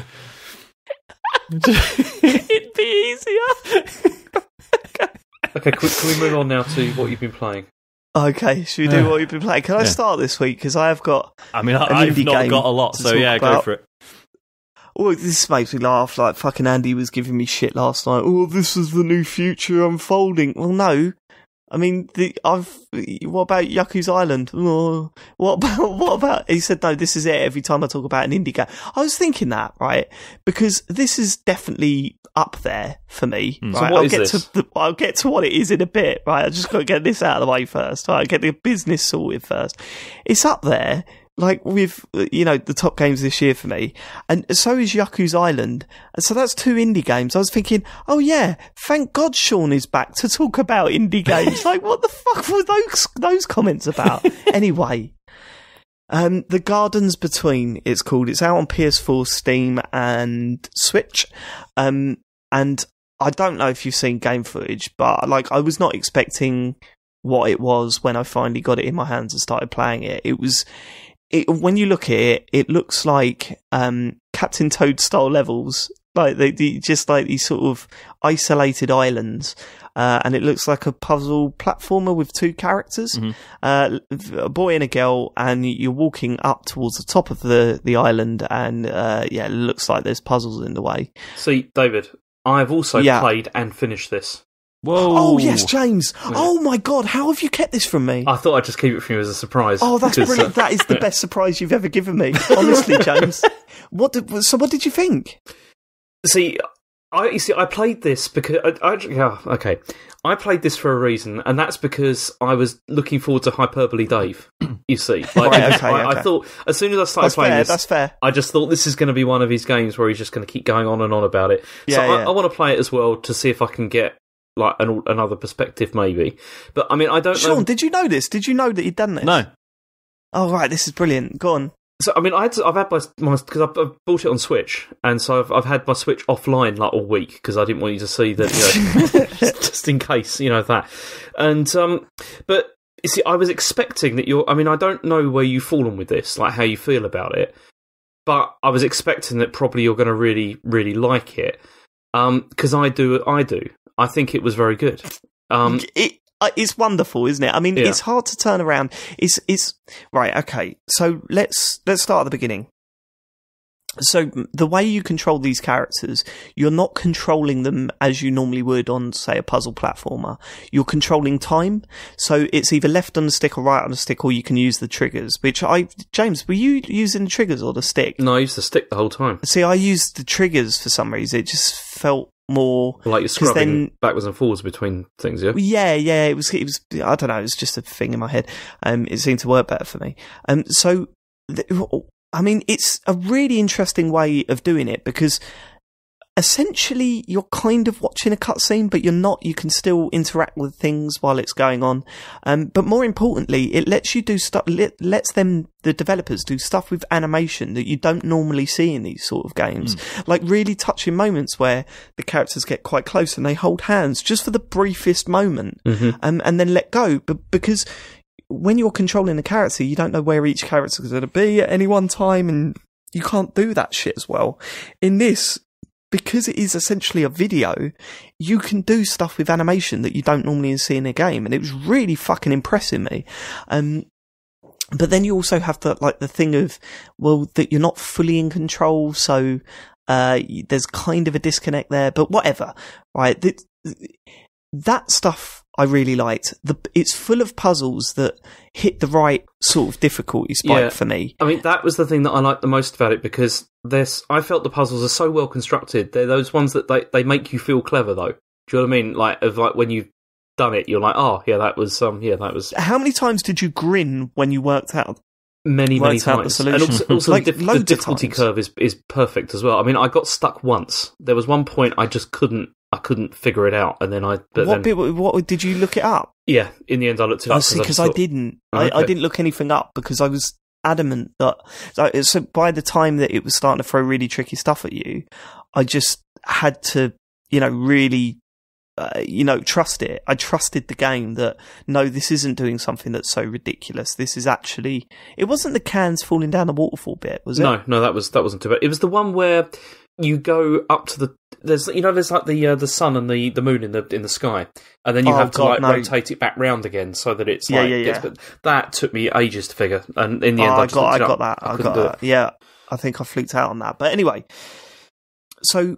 The interesting thing is that it starts off quite simple. There's simple puzzles. You rewind to activate switches or whatever, and then you can fast forward, and then blah, blah, blah. Like it goes, well, you don't fast forward, you just hit play, essentially. And you get past an obstacle. Later on, it gets way more complicated. You're sort of managing several different timelines in one island. And that stuff's really cool because it opens up a lot of sort of, it changes the way you think about what you're doing, and all that stuff's great. It's littered. Each, island is littered with kind of retro style objects, right? So, there could be a VHS in one or whatever. But the idea is at the end of let me get to the story. So the story starts with it's a boy and a girl living next door to each other, and at the end of their garden is a shared treehouse, and they're up in the treehouse, and then suddenly time slows down. They see an orb, they touch it, and their treehouse becomes a boat, and you visit these islands in that boat. I don't know about you. I had not an argument, but I had a disagreement with Capone Adam because he's also played and completed this about the ending. Mm-hmm. So we can't give away I'm not going to give away the ending or any of the things that it touches on. No, we can't because Sean's not played it and whatever. But what I will say is that he had an idea of where it was going to go, and I had that same idea. And what it does is so not video gamey. Mm-hmm. That it touched me, like it really sort of touched me because I was like, this is. He was like, well, no, I would have preferred it if it was a little bit more dramatic. And that's the thing that I was really delighted that it wasn't, because it's like that was something that I don't know if I've read the same thing into it as you did with that. But I was really glad that it wasn't all like super dramatic and everything, because there are so many games that you play now where it's like, there's always some like massive thing like, oh, this person's died, or it's like whatever like that. It felt really nice that it wasn't like that, I thought. No, but it was still equally it was emotional. It was still emotional and affecting, but it wasn't like a big dramatic like, oh, this person's been in a car accident or something like that. Do you know what I mean? It's like it was. Yeah, totally. And yeah, I think it completely sums up the themes, and it's not something that I'm going to discuss on this podcast now. Mm-hmm. I might save it for the Game of the Year show. But I want people to play it and experience it themselves. But I definitely think it totally captures the themes of the game. Yeah. And I like it gave purpose for everything that you were seeing and doing within the game. For me, anyway. Like I'm definitely connecting dots there, and I might be sort of making up my own subplot. Yeah. But I think that actually does play into the themes very, very well. The only negative I can possibly say about this game is that the only thing that holds me back from saying go and get it now is the price, really, because it is. How much did you pay for it, James? See, that's the thing, and that's the thing that I'm not really. One of the reasons also that I couldn't really recommend it in a big way, because I finished it in it was about an hour and a half. It doesn't take that. Really? It's about an hour and a half, 2 hours. It doesn't take that long to go through. I did it nearly in one sitting. It really doesn't take that long. I bought it on Switch, and it was £18 on Switch. And I really felt like by the time I'd finished, I was aware that it was short, like really short, like 90 minutes, 2 hours or whatever. But also, I didn't feel any desire to replay it after I'd done it, because I just thought I didn't. You're absolutely right. I didn't find any desire to replay it. However, I did think, oh my God, I could have done so much more of this. You know what I mean? Like, I wasn't finished with it by the time it was finished. Exactly, and that's what was kind of annoying, because it felt like it was just getting started with some things, like with some of the ideas, because I didn't feel that it went as complicated as it could have done either. It was... Oh, no, totally. Yeah, you're right. It was... it was... But I think on purpose, though. Yeah. Like, I think it found its difficulty sort of pitch and stuck to it. And for that, I kind of appreciated it, because... Yeah. If it had gone way too complicated, which, as we know, with sort of time-based stuff, it can do, I'm not sure I would have seen it through to the... Well, I would have seen it through to the end, but just maybe the fact that I didn't have to use a guide to get any of the puzzles really I appreciated that. I don't think it would have had to have been, like, more difficult. It could have just been more complex, if you see what I mean. Like, because that was kind of where it was going anyway. It was just getting... The puzzles didn't really become any more difficult, I thought. They just did become more complicated. Oh, but it does so many clever things in that short amount of time. Yeah. But this is it. If the one that really sticks... Money, yeah, go on. Sorry, if we're sticking with the price just for a second, if money is not as much of an issue for you, then you should play this game, because it's really, really, really good. Like, it is... It feels polished, it feels great to play, it's fun, like when you're working stuff out, it feels great, and it's got a lovely story, and it looks beautiful, like utterly beautiful. Yeah. And the music's incredible as well. Yeah. Even the change of music style when the credits rolled, it was perfect, like, for that shit. The problem is, if you're in this situation where all these games are coming out and you're really struggling to find the cash to play what you want to play, that's when it becomes hard to recommend. But how much of that goes into how good of a game this is? Like, how much can you focus on the asking price? Because it's so well polished, you could tell that it was expensive to make. And some of the way it all works like seamlessly is so well done that you could tell this weren't just fucking knocked together. So they deserve to get paid what they like. That's the thing though, because I mean, as I said, I paid like for it for Switch, and I didn't, even though it had only been like 90 minutes, 2 hours or whatever that I got through it, I didn't feel shortchanged from it. Like really, because I felt it was a really good experience. Like I really enjoyed it. Yeah. I can see it being a barrier to entry though, like for people. I mean, if this was, that's exactly it. Yeah. I mean, if you see this in like eShop sales or whatever for like, you know, £12 or whatever like that, then definitely go for it. Well, it was £12 on PSN this week. And I just thought, fucking hell. I mean, that would be me going, get this now.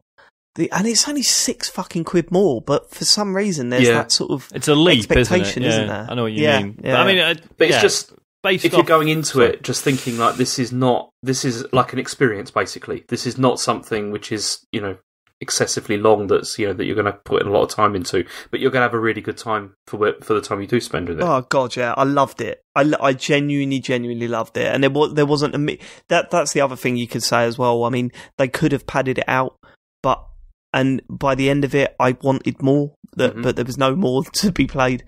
But I loved every moment with it. There wasn't one moment where I was like, I'm bored, or this isn't quite clicking with me. Every single puzzle worked for me. Every single, just watching the two characters interact just fucking touched me. It was really, I mean, I loved it. So that's the thing. I mean, like when I got stuck, I wasn't getting like angry or anything with it. I would just get them thinking I'm missing something here. Because one of the things that I really loved the way that they did with this game was that, because like you said, this is often like it's set on islands where you're basically trying to get to the top most of the time of each one.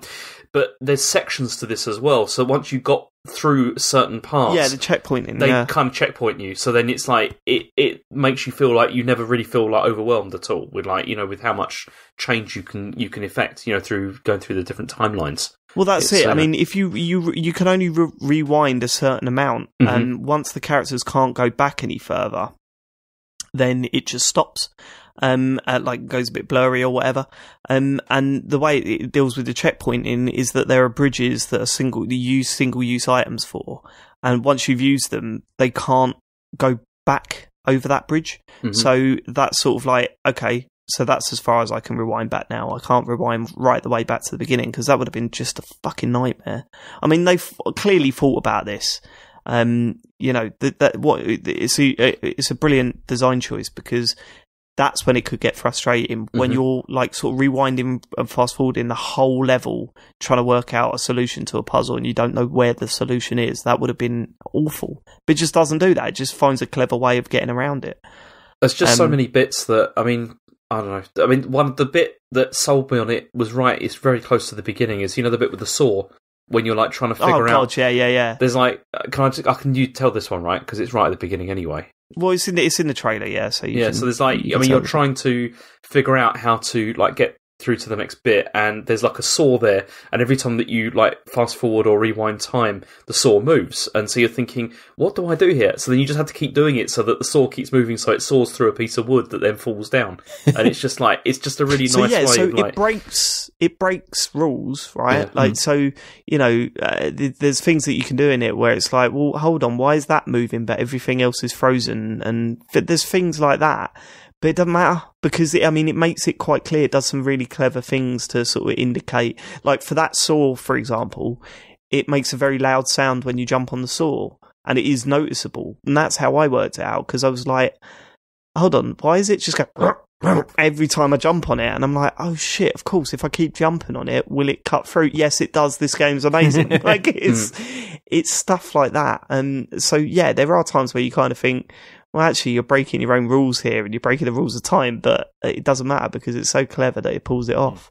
Yeah, but I mean, don't go into it expecting, you know, some really hard platforming bits or anything like that.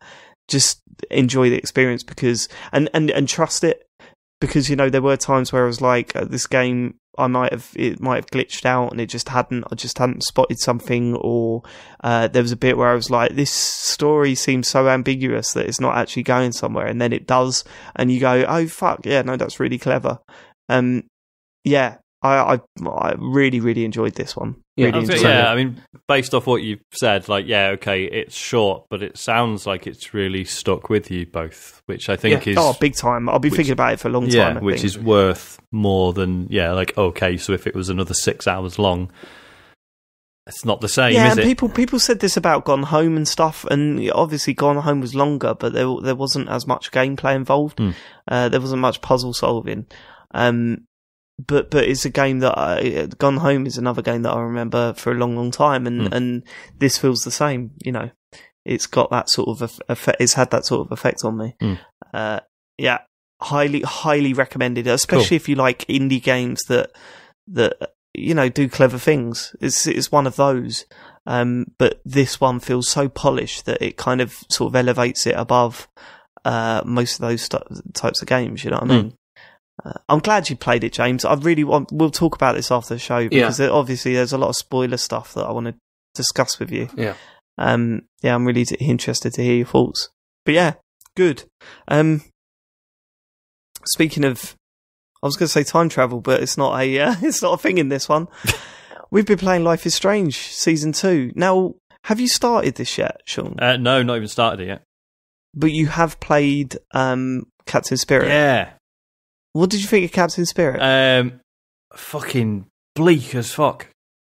It is dark. I mean, like even sort of 10 minutes in, you're like, the title's really bitterly sarcastic. It's like, all right, okay. Yep. In one sense, it is just a comment on Chris's his imagination and his sort of willing himself to have powers. But ultimately, it's like, oh yeah, he is shielding himself from the fact that his mum's passed away, his dad's an abusive alcoholic, and he doesn't have any powers. Which again, obviously, is a bit of a rug pull because Life is Strange. So you're like, maybe this is he does actually have powers, and it's really interesting. I mean, I can spoil this, right? Because this was free and it's been out a while. Yeah. So the ending.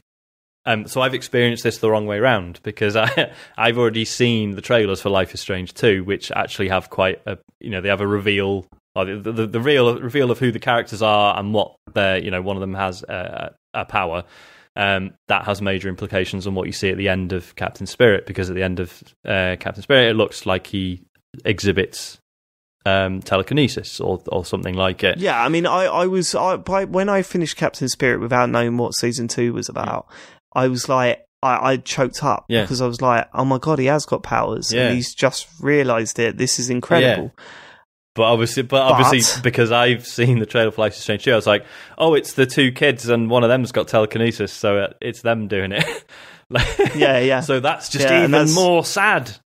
It's beautifully done though, because when I thought about it, I got choked up again because I thought, oh man, he didn't, and that kid saved him, but he thinks that he did, and oh my God, that sucks. Yeah, like it's so sort of playing horrendously tragic. Playing it now, it was like, okay, it didn't work for me as it could have, but still, like, really impressed with the sort of the way they've played that out. I thought that was really clever, and like it's just like I was properly choked up at quite a few bits in Captain Spirit, just little things like going into your dad's room and the mum's perfumes just on the side and stuff like that. Yeah. Because like, did you go into the garage? Yeah. Fuck. It's hard. Did you go through the maze thing in the garden? I didn't. I couldn't find the map for it. Oh my God, that is probably the worst bit. Really? Oh, we'll discuss it afterwards, just in case people haven't played it. But okay, all right, yeah. But that just like, bit got me bad. I don't know. I don't know if I'm especially morbid, but like I do think about like what would happen if something happened to Newt or if something happened to me, and how that would play out. And so it seems like this really fucking hit me. So I'm really excited about Life is Strange 2 now, because Chris is in it, right, in some way or another. Well, I'm not sure yet. Yeah. Okay. So I mean, I assume that he was going to be right at the start, but no, we've not seen him yet. But that, I mean, sorry if that's a spoiler, but whatever, it's not really. It's a spoiler to tell you that someone's not in it. But like, so what did you think of episode 1 as a general thing? Because obviously we're going to do our spoiler cast. We're not going to spend too much time talking about this. We'll save the bulk of the chat for that. But what did you think of episode 1, James? Well, this is the trouble, because most of the things I want to talk about are sort of spoilered, because it kind of ruins that. But, I mean, overall, I would say that I did really enjoy it. It did feel really long. Like, really, really long. Like, this is definitely the longest, Life is Strange episode I've ever played. And when I was playing it, it felt a little bit like the pacing was off, like, really. But then... Really? Well, yeah, but then when I think about it as a whole, I think actually it was... What they did was right.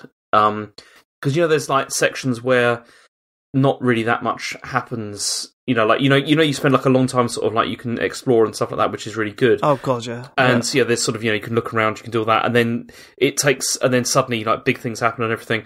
But then it doesn't feel. I don't know. I just felt like the pacing, especially in the beginning, was really slow. But then that's because they're building to something, and at the time you don't realise that. But then when it happens, it makes more sense. But no, I mean I enjoyed it, but I can't say anything really about it without spoiling it. Is the problem? Yeah. No, I mean I loved it too. I was I have concerns. It feels like way like it feels a lot like Walking Dead season 1, where there are dangers out there and everything's dangerous and blah blah blah, and it loses some of that high school drama that Life is Strange kind of played on so much. So. It feels way more whereas Life is Strange felt like one of those like high school teen drama things. This feels a lot more like your sort of standard Netflix style show. I mean, you know what I mean? The stakes are much higher than this, like from an early stage compared with. Totally. I mean, with Life is Strange, they brought all that sort of stuff in, but not until quite late in the game. Well, that's what I thought was strange, because, and I should have mentioned this about Gardens Between as well. Like, the Eurogamer review on Gardens Between.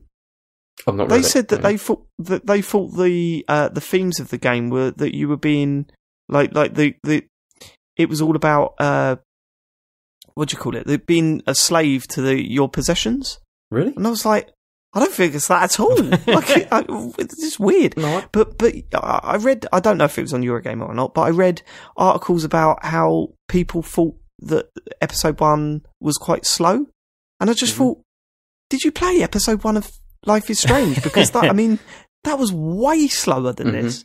Like, this was just like, boom, fucking hell, right, deal with this situation. And I was like, fuck. Like, it ramped it up really quickly, I thought. But yeah, no, this so far is more about the situations and less about the characters. And I hope that changes. However, this still does have some excellent characters in it. And again, something we're going to have to save. With what I mean by the pacing, especially, I really did feel the beginning was slow, though, because, I got Chen to sit there and watch a bit of it, because I just thought, I'll give it a go, see if she can get into it.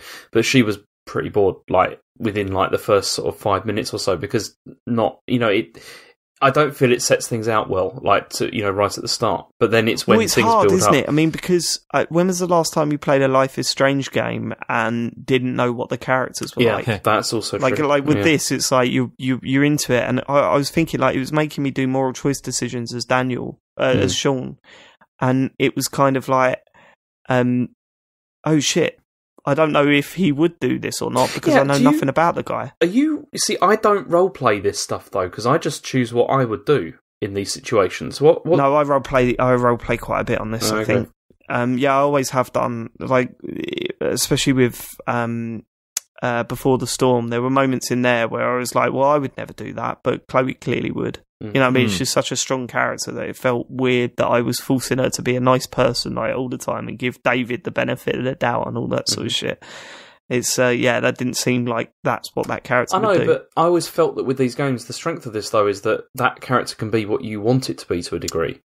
It was with the first series, because Max was a little bit more of a blank slate, isn't it? Whereas, but Before the Storm, it was like, it's Chloe. It's, you know what I mean? Yeah, Chloe, who you've already seen established as her own character that you haven't controlled for an entire series. Yeah. Yeah, and not only that, I mean, what the clever thing about Before the Storm is that you get to see a vulnerable side, and that's something you didn't get to see really in Life is Strange. I never fucking played Before the Storm. I should probably fix that, shouldn't I? Sean. No. Call yourself a fan. It's really good. I mean, the really episode. Good. Yeah, I mean, I think it kind of like shits the bed a little bit, but. For the majority of it, it's got some wonderful moments without actually doing stuff. And also, it's I mean, very clever. There's the special episode as well that they did, like there's an extra the best thing they've done which is, so far. It is definitely one of the best things they've done. It's fantastic. Fair dues. But no, this the thing that I liked about this is that it's just packed with moral choice decisions, like absolutely rammed with it. And one of the decisions I've made quite early on in this game has come back to bite me on the arse. Big style, not like, and now they're dead. Like, it wasn't like that. It was just something one of the characters said, referring back to that moment, and I was like, "Oh God, I did that." So this is why I want to talk about this, like spoiling it, because it's annoying. Well, this is why we're waiting for this podcast, aren't we? But what I will say is that I'm to play all the games, haven't we? Yeah. What I will say is that I think it's a very, very promising start. I think it looks really good as well. They've clearly worked on it since the first season and Before the Storm. I really enjoyed what I played so far, and I can't wait to go back to it. I'll tell you what it did as well for me with that is. So I was thinking, I played The Walking Dead, like the final season, the one that did get released, and this really highlights though the sort of the leap that there was, because even that, I mean, it was good, but it was nowhere near this level of good in terms of like writing and like decision making and that kind of thing. And it really sort of highlights how one of the problems I think with Telltale at that point was they were sort of still stuck in a rut really with this stuff. It hadn't really moved on, whereas this stuff I feel has moved things on. Yeah, absolutely. So yeah, I mean, we're hoping that our spoiler show will be out before the next episode of the computer game show, but no guarantees. We're all kind of saying, look, we want to do this spoiler show, but at the same time, we want to appreciate the game and spend time with it rather than rushing through it. So we'll get to it when we get to it. But yeah, I'm looking for those of you that are playing. We shouldn't be too far away. So hopefully we'll have a spoiler cast up for you soon. Can't wait to do that. Like, James, man, when we play these games, it's just so fun to talk to you about them. But it's going to be interesting. And that's it. I mean, I've played a little bit more Shenmue. We played a little bit together last week, James. That was fun. We did, yeah. I will say this. The game's fucking full of padding. And that has nothing to do with the time that it come out. Oh my God, I'm in the worst bit of the game that I've been in. To the point you're where down it's at the like, docks, aren't you, still? Yeah, I'm doing my job and doing the racing, and it's like, this is literally stuck in to fill some time. Like, I mean, there's no benefit of doing this whatsoever. It's not great to play. It's not fun. It's just stuck in there. Like, a day or two of working, fine, but it's been 3 days now, and it's like to the point where it's just not fun to do. It's indefensible, James. I'm not defending it. No, it's dog shit. That bit of the game is dog shit, and it's really frustrating as someone that was properly getting into the story and the characters. Now that I'm now 2 or 3 streams in, which is about 3 hours worth of just doing this fucking faultless stuff. But again, as I said, the second game, it doesn't fix this stuff completely, but it does respect your time a lot more. This is it. And I mean, I feel now that I'm at a point where I want to play the second game, but I can't because I've still got a little bit to play of this. But yeah, I need to get this shit done. Have you literally got to finish first in that race to continue? I think so. It's not that hard though, is it? No, well, I've every time I've played, I've gone up one. So first one I finished last, 5th, then I finished 4th, and then 3rd. So hopefully 2 more races and I'm done. But it's just not. It's just a shit bit of the game, real shit. And it's got the bit where you're looking for cutscenes, but it usually it gives you some indication of where you've got to go and at what time. This one, it's just like, no, you just wander about until a cutscene activates. So I'm literally turning around to the chat and saying, where do I go next? You go to warehouse 8. All right, I'll go there. Oh, here's the cutscene. Like, it's like, there's no indication that that's what you're supposed to do. Other than when you try and go home, he goes, I should look around more for the Dark Angels or whatever they're called. Mad Angels. Yeah, not very good. Not very good part of the game. But I'll plough through more streams this week, and hopefully I'll have it done in a couple of weeks and get one step closer to the journey. Sean, Yeah, he's loving it. Loving it. Do you know what happened? James, Do you know what happened to me this week? Go on. As part of my preparation, I thought it'd be funny to learn a few Millwall chants. Go on. What have you got for us? No, nothing. But Oh, brilliant. But Google now thinks I'm a Millwall supporter, and it keeps telling me what's going on with the games. Oh, God, no, not now. Not now. Saturday's just going, Millwall are winning. Oh, no, they fucked it again. It's not been a good season to get into that. Yeah. You don't know any of the chants. You were looking them up. You don't know any of the chants. I was after the my old man said be a West Ham fan, that one. Oh, fuck off, bollocks. Yeah, it's a classic. Yeah, we're proud to say that we've got one of the only songs released that has reference to jelly deals. Yeah. It's Saturday at Coldblow Lane, Sean. Yeah. We've all come down to cheer. We've had our jelly deals and our glass of beer. There's nothing funnier than seeing a 4-year-old sing that. Right, okay.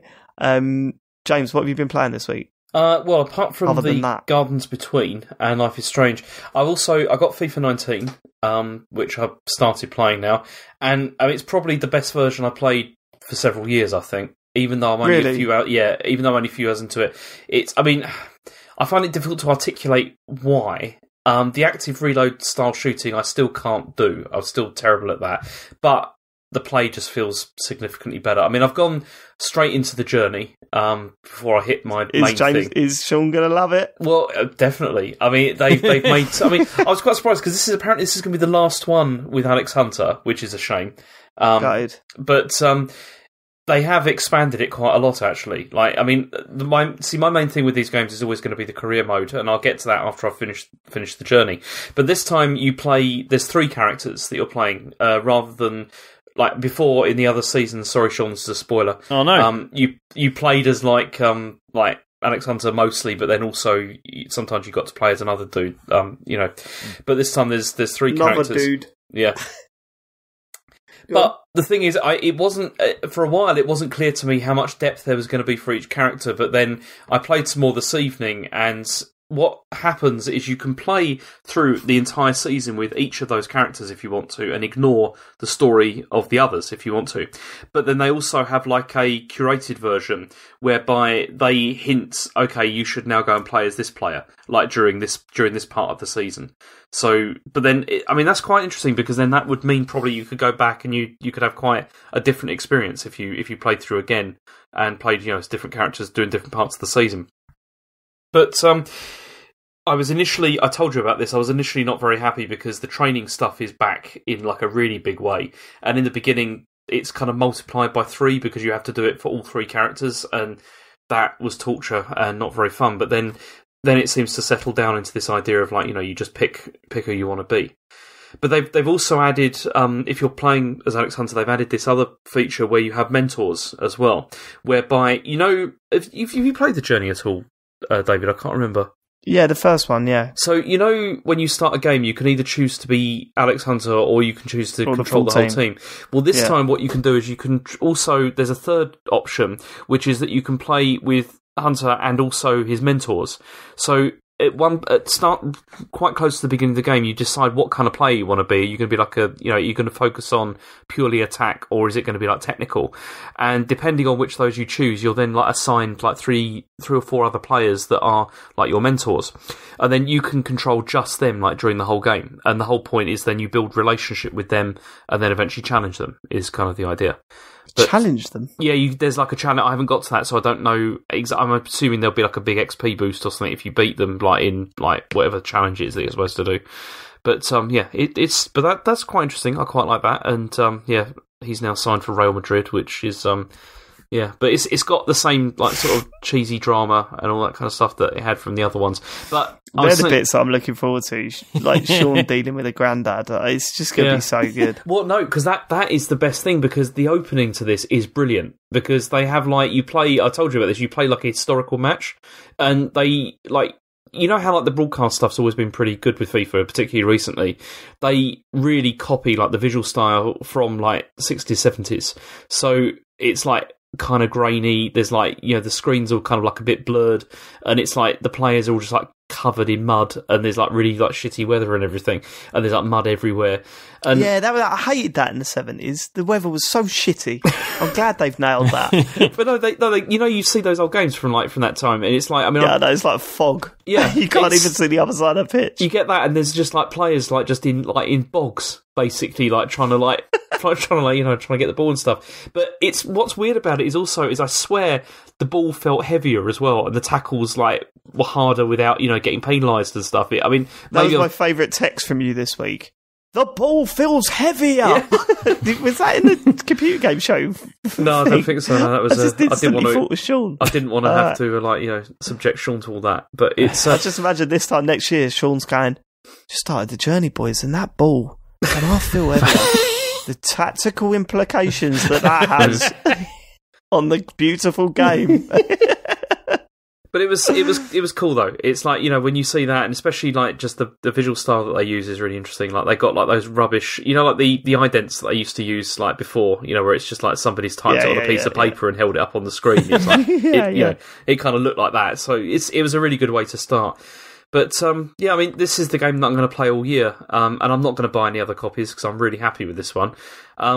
But I'm not going to go on about it, whatever, because, I mean, at the moment, it doesn't feel like they've broken anything. But I'm sure that we'll find out probably next week or in the next couple of days, there'll be people moaning about something. Well, it's kind of different for you because you don't play it online. Yeah. And that's where it would, like, the exploits. Well, no, because there was stuff even ridiculous. When you're playing, like, offline that was really annoying me about FIFA 18. I mean, the worst thing about it was the scripting in terms of, like, the game wanting you to, like, things to happen. I mean, that I told you what happened when I played the World Cup one, and there was like the game so badly wanted me to draw and go to penalties, whereby it had like extra, it has like stoppage time, and the other team scored after 15 minutes of stoppage time. It's like, it was insane. I took a photo of it because I was just like, I can't. It was supposed to be 3 minutes of added time, and he's added 15. And it's like they were just so desperate for them to score, and then I lost on penalties.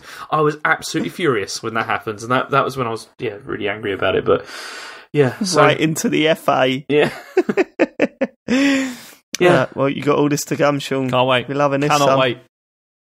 So we're playing that.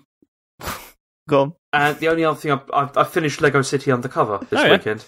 Yeah, which is, despite, so the technical problems I mentioned before seem to become less of an issue, but then I think that may just be because I got used to it. You're getting used to it, yeah. And so the frame rate is still kind of terrible. And I mean, if the 2-player mode wasn't such a horror show, then I'd really recommend this to anyone. What's wrong with the 2-player mode? Well, it's even worse. The frame rate's unbelievably bad. Like really? it goes down to like sort of single digits. It's like, have you played Mario Kart 8 with more than like on the deluxe on the Switch with more than 2 people? Yeah, it's not that bad. No, it's not that bad at all, but it is really odd how, like, it's kind of like, I can't really tell the difference between 60 frames and 30 frames, and then you play that game with 4 players, and you're like, fucking hell, it's a flick book. Yeah, I mean, but this is like playing Perfect Dark on the N64 without an expansion pack. It's really, really bad. Like, it's really kind of terrible, which is a shame because, like, it really is great for anyone who's like, with kids, that want to play like a GTA style, like open world thing, because it's fantastic for that. And it's just so well built. I mean, especially. I just play GTA with Harry, fuck it. But no, because like the way that they, like, the acquisition of powers that you get in it is really, like, well done, because it's like disguises, and then it like unlocks more abilities, and then by the end you've got all the skills you need to like do each level and stuff, and it's also it's funny. But I know it's the best Lego game I've ever played, and largely because it doesn't feel as repetitive as like stuff like Lego Star Wars felt to me anyway. But it's worth playing if you can get past all the technical problems. Fair enough. Is that it? That's it. That's all I got. Sean? Mate, mine's even worse. Part-time. I know. Well, no, it's fucking Destiny, innit? Just been playing Destiny. Oh, okay. Really like it. Good. It's very good. Really like good. it. There's been some changes because, talked last week about the fact that some people have finished the raid, and that has changed the Dreaming City, which is the end game area. So every 3 weeks, it's meant to things are meant to change. We don't really know what that involves yet, but yeah, basically as a result of finishing the raid, there's like a new bit of it has opened up. There's a new strike has opened up. There's like new enemies appearing and stuff, and yeah, it's fucking good. I mean, I'm really enjoying it. Like they've added, so there was always the like daily and weekly stuff that you could do, like little challenges, and they sort of guaranteed you like decent gear. There's just fucking loads of those now. So it's like, even if you've only got half an hour, you can tick something off and get something cool out of it. If you want to plow into it all day, there's loads. There's just so much to do. It's ridiculous. So yeah, everyone seems to be happy with it. And like now, the sort of the initial sort of ridiculousness of the bar for entry for the raid being so high, that upset quite a few people. Like now that's like everyone's just sort of settled in, and more people are doing it. Everyone's saying it's like possibly better than the Vault of Glass, which is cool because that's. Wow. I mean, even though that was the first one in the first Destiny game, that's still like a lot of people still consider that the one to beat. Yeah, it's just nice. Like one of my friends who really loved Destiny 1 and then hated Destiny 2 for all the reasons I personally don't get. He's well into it, so that's been cool to see. I mean, he got straight onto the endgame stuff in like the first day he was playing it, but like he's still got loads to do. Well, this is. I was listening to, I can't remember what podcast it was, but there was a podcast talking about this, and they were talking about the big controversial, gate to entry, and they're like, "Well, what do you want? Like, you don't want to do the raid on the first day. Yeah. Like, I mean, some people obviously do, but it's like it's saying, surely you want to work towards that. Yeah. Like, that's a goal. Yeah, it's like they want to do the raid on the first day and also have plenty to do for the next 6 months. Like, it's exactly. Yeah, I don't get it personally, but that is how some people play Destiny, and it looks like they're having the cake and eating it. Like, it's people are just sort of doing the raid over and over, getting new cool stuff out of it, and like the Dreaming City, you can just go exploring for ages. It seems to be fucking massive, and as I say, apparently it's going to change every 3 weeks. So I don't know exactly what that entails, but we'll see. Yeah, I love it. Cool. And yeah, and obviously, and I played Awesome Adventures of Captain Spirit, which made me really sad. Oh, that's a shame, isn't it? Video games can do that. They can. Right. Let's get on to emails then. Okay. If you want to send us an email, send one to thecomputergameshow@gmail.com. Kurt Lewin did that. He says, "Hi guys, do you expect Microsoft to announce any games from their newly acquired studios as this new press conference they've announced? And if so, how many?" I think it's way too early, isn't it? What's this new press conference? Is this the new, was it called XO something? Yeah, but what is it? Like, when is it? And I assumed you guys were going to know about this because you own... Let's go to our newsman, James Farley. It's basically Xbox's answer to the PlayStation experience, right? Except they're actually doing one this year. Yeah, they're doing one this year. Good. I'm glad they're doing it, and I think there's a possibility because I mean, they, by the sounds of it, they were acquired. They announced that they acquired the studios, but they'd been working with a number of them like for years. Yeah. So hopefully they've actually quietly been working away on a few secret games or whatever, and they might have something to show for it. They need to, and if they're announcing this big thing, then there needs to be something from those studios. That's on true. there. I mean, why to be snarky about this, but I'm not going to. Okay. Go on. I mean, I was just going to say, why start this event unless you had something quite special to do for it? Exactly. James, what's your snark? What's up, son? No, I'm not going to say it. I'll get confronted by the developer again. No, I'm not doing that. No, I'm done. It's fine. All right, learning his lessons. He weren't actually a developer, remember? I know, but it's going to happen, isn't it, at some point? It's going to affect James's every decision from now on. So, but what if I really liked it? What if I do a live show in 6 months and then it turns out? Right, Richard Sawyer says, "Afternoon, chaps. With the arrival of my newborn baby girl, congratulations, I'm drawn back to playing games that are, for the uninitiated, considered a tad boring. Mainly, it's Farming Simulator. I can play it offline, The game actually has a pause feature. If managed right, you can automate a lot of the busy work. There's no loud noises, and the visuals are relaxing. Stressful gaming is not a thing I need right now. What boring games do you guys play other than Yakuza? I mean, boring's a strong word, isn't it? I mean, like there's definitely games I like that other people consider boring. I mean, Dynasty Warriors has got to be the main one. I find that weirdly therapeutic. Yeah. I mean, when Harry was born, it was very much I just had FIFA career mode on because, likewise, you could just pause it and continue, and you know what I mean. And it was something to get going. Obviously, I talk about Freeze a lot, but that might be seen as boring, and it probably is. Well, after you've played nearly 20,000 games of it, but I'm still playing it. So yeah, I suppose they're my examples, especially for that situation. James? Yeah, it's Animal Crossing. Probably. Yeah, I was about to say that's the one. It's the ultimate that kind of game, you know. Yeah. It's just there is no point to it at all. You see, that's why I'm wondering if this next one could really be the one for me, like because I think I've definitely got space for a game where you do fuck all. Oh God, it's coming out next year, isn't it? When I'm in the thick of it, maybe. I have always wondered if I could get into a farming simulator game because. Like through my day job, I now know more about farming than I ever cared to.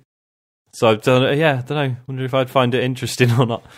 Right, Andrew Dumican says, when Dave buggers off at the end of the year, are there any plans for a live show similar to the one you did for Sean?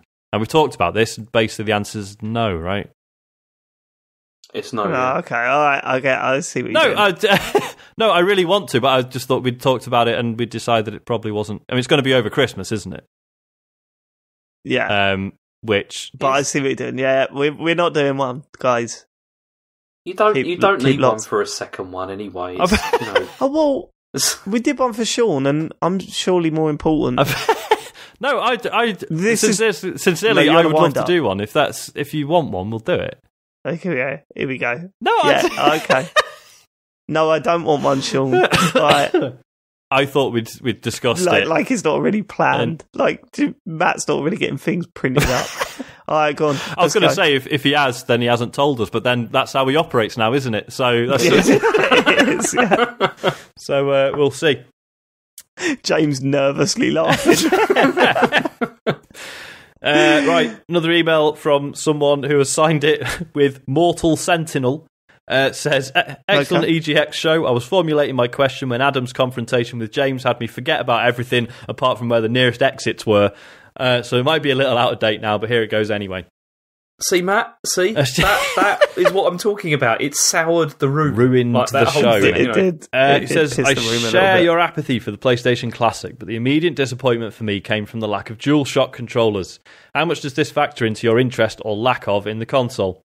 I know they haven't revealed the full list of included games yet, but the D-pad controller will only limit this. I could play Metal Gear Solid or Driver 2 without analog sticks or rumble, but I just wouldn't want to. The analog stick was one of the defining icons of the shift to 3D gaming. It may initially have only offered the same 8-direction control as a D-pad, but the feeling was totally different, and rumbles are revolutionary as a feedback feature. When I think of PlayStation, I think of the DualShock, not a slightly reshaped SNES controller. Do you think... Also, you said DualShock. Did I? Yeah, you did. Yeah, I mean... Yeah, this was something I totally overlooked because I never really owned a PlayStation anyway. But I'm listening to other people talk about it. You know, there are games that flat out will not work with just a D-pad. And, you know, playing Metal Gear Solid, if that... You'd expect it to be on there. And if you're playing Metal Gear Solid with a fucking D-pad, it's not going to be good. You know, it's an odd one. It is an odd one. It is an odd one. And then, like, people were also saying, I know it's supposed to be wired, right? But can we just overlook that for a little bit and just make them wireless? Because it's 2018. Or at least, like, maybe I ain't being funny. The DualShock 4, not exactly that different. DualShock. Maybe just let us use that. Just put a Bluetooth receiver in it. But no, doesn't look like it's happening. For 90 quid. Yeah, so I totally see that as like a massive, not oversight, because obviously they must have discussed it, but weird decision. Bit of a weird decision. Yeah. He's right though. When I think the original PlayStation, I think the DualShock. I don't think of the one that it launched with, because it wasn't a great controller, was it? Nope. It got better. Nor was the DualShock, to be fair. But I mean, yeah, slightly Yeah. reshaped SNES controller is right, isn't it? Because like the analog stick placement, like the Xbox got that right. Like the fact that they're both lower down on the PlayStation controller is still a fuck up. But it felt like an afterthought, didn't it? yeah, exactly. They were stick these in, bolted onto it. put them Yeah. there. Anyway, right, Adam Reynolds, you're James's best mate. Also asked a question with his email. It says, I used to be a bit conservative with people, colleagues in particular, as I'm a teacher, about loving games. As I've got older, I just don't really give a shit. I wear my heart on my sleeve, game cufflinks on my shirt, and drink coffee out of my gaming mugs. For you all, and in particular the lecturer, where are you at? Loud and proud, or a twang of embarrassment? We've kind of discussed this before, but I am proper loud and proud with it now, and I find that hilarious because people go to mug me off about playing computer games, right? Like the one that you hear all the time is, I don't have the time. Yeah, you do. Like, if you want to get, like, I mean, how much TV do you watch? Exactly. You know what I mean? Just cuts down some of that, you know. So it's got nothing to do with that. People just say that to belittle you. It's true. I mean, if you watch ITV, you've definitely got time. But what I like doing is flat out going like, oh, you play computer games? Yeah, mate, I fucking love it. I love it. I love playing them because then it makes them look stupid for not doing it. Exactly. At the end of the day, if you've got no shame about it, they can't touch you. It's not like No, it's beautiful. It's beautiful, Sean. The amount of times you play computer games, yeah. Oh my god, they're brilliant. They're so good. Oh right, okay. You're like, yeah. What? You don't play anything. All right, okay, that's weird. Well, you're the freak in this situation now. Goodbye. It's like, I mean, I don't know how you guys are. Like, I'm the youngest person in my office by a good few years, so I was, but that's changed. Jesus. I'm like, oh, we got the work experience person in. No, they're the fully qualified architect. What? They look 12. So that comes into it a little bit. Like, they just sort of don't get it, but then they also don't get Netflix, for example. So that's a bit of a barrier, I suppose. But yeah, again, like I don't really care. Sean, can I tell you something, right? They've got the new. This is embarrassing. They've got the new guy in the office to go and do the office CVs. So we've got office CVs, right? So you know, if a client's thinking about who he wants working on his or her project, then we've got the CVs there of like qualifications and stuff. And they've got the new guy to do it, and he's quite young or whatever. And he come up to me today and he went, "Oh, David, you need to update your CV." And he said, "I've put red text where we need you to update it." And I went, all right, fine. I looked at it and it said qualifications. You missed this bit out. And I turned around and went, I didn't miss that out. It's just no qualifications there. I felt awkward. He felt awkward. It was just a very awkward moment. James, what's it like in your place? Like, I mean, all these people walking about that have brains and that must be like quite intimidating to go, have you played Animal Crossing? Well, not really, because it's like, I mean, it's one of those things. It's like, if people talk to me about games, which sometimes it does happen, just talk about it. It's fine.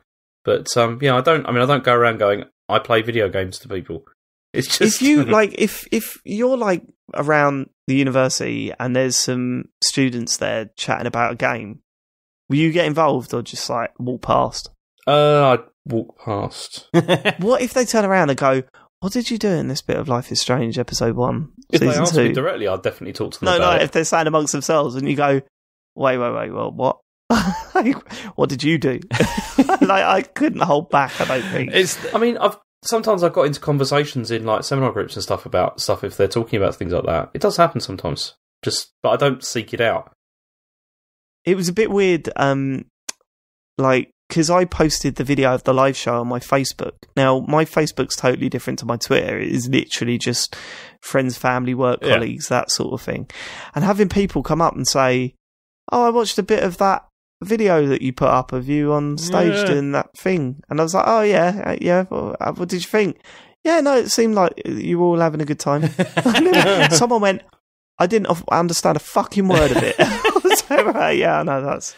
See, That is really like I'm much weirder about the sort of podcast and when I freelanced, like that sort of stuff. Like I can't remember if I mentioned this on the show. I was at a wedding a couple of months back, and I don't know if your wives do this, but they're just like, oh yes, you'll meet such and such. Like they're like a bit nerdy. You'll like them, and it's like, no, that's not a guarantee of anything. Like, but then lo and behold, I got chatting to this one guy at the wedding, and he was like, he said like, oh yeah, what do you do? What's your hobby? I said, I play a lot of video games. And he's like, oh shit, me too. What are you talking? What are you playing at the moment? And he sort of said, like the new No Man's Sky update had just come out, so we were talking about that, and then he was like, oh, do you play Dark Souls? I was like, mate, this is it.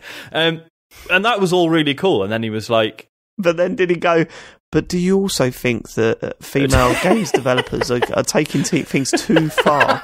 Well, that's always the risk, isn't it? But no, luckily he was really sound. But then he started, he said, like, oh, do you watch Prepare to Try? And I said, well, I haven't, but I sort of know the guys.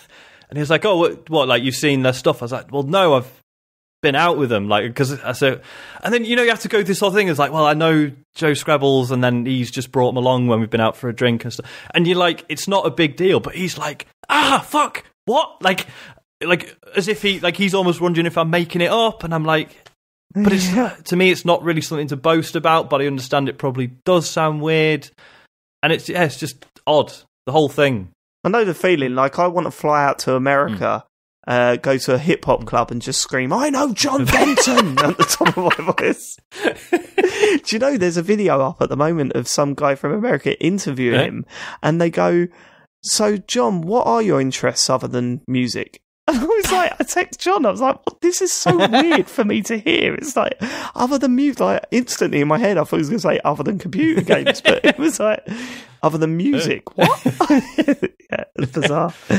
But no, I know what you're saying. It's like when you do meet people that are into gaming, and yeah, I know Sam White, wanker, innit? Yeah, fortunately, like, we do know Sam White.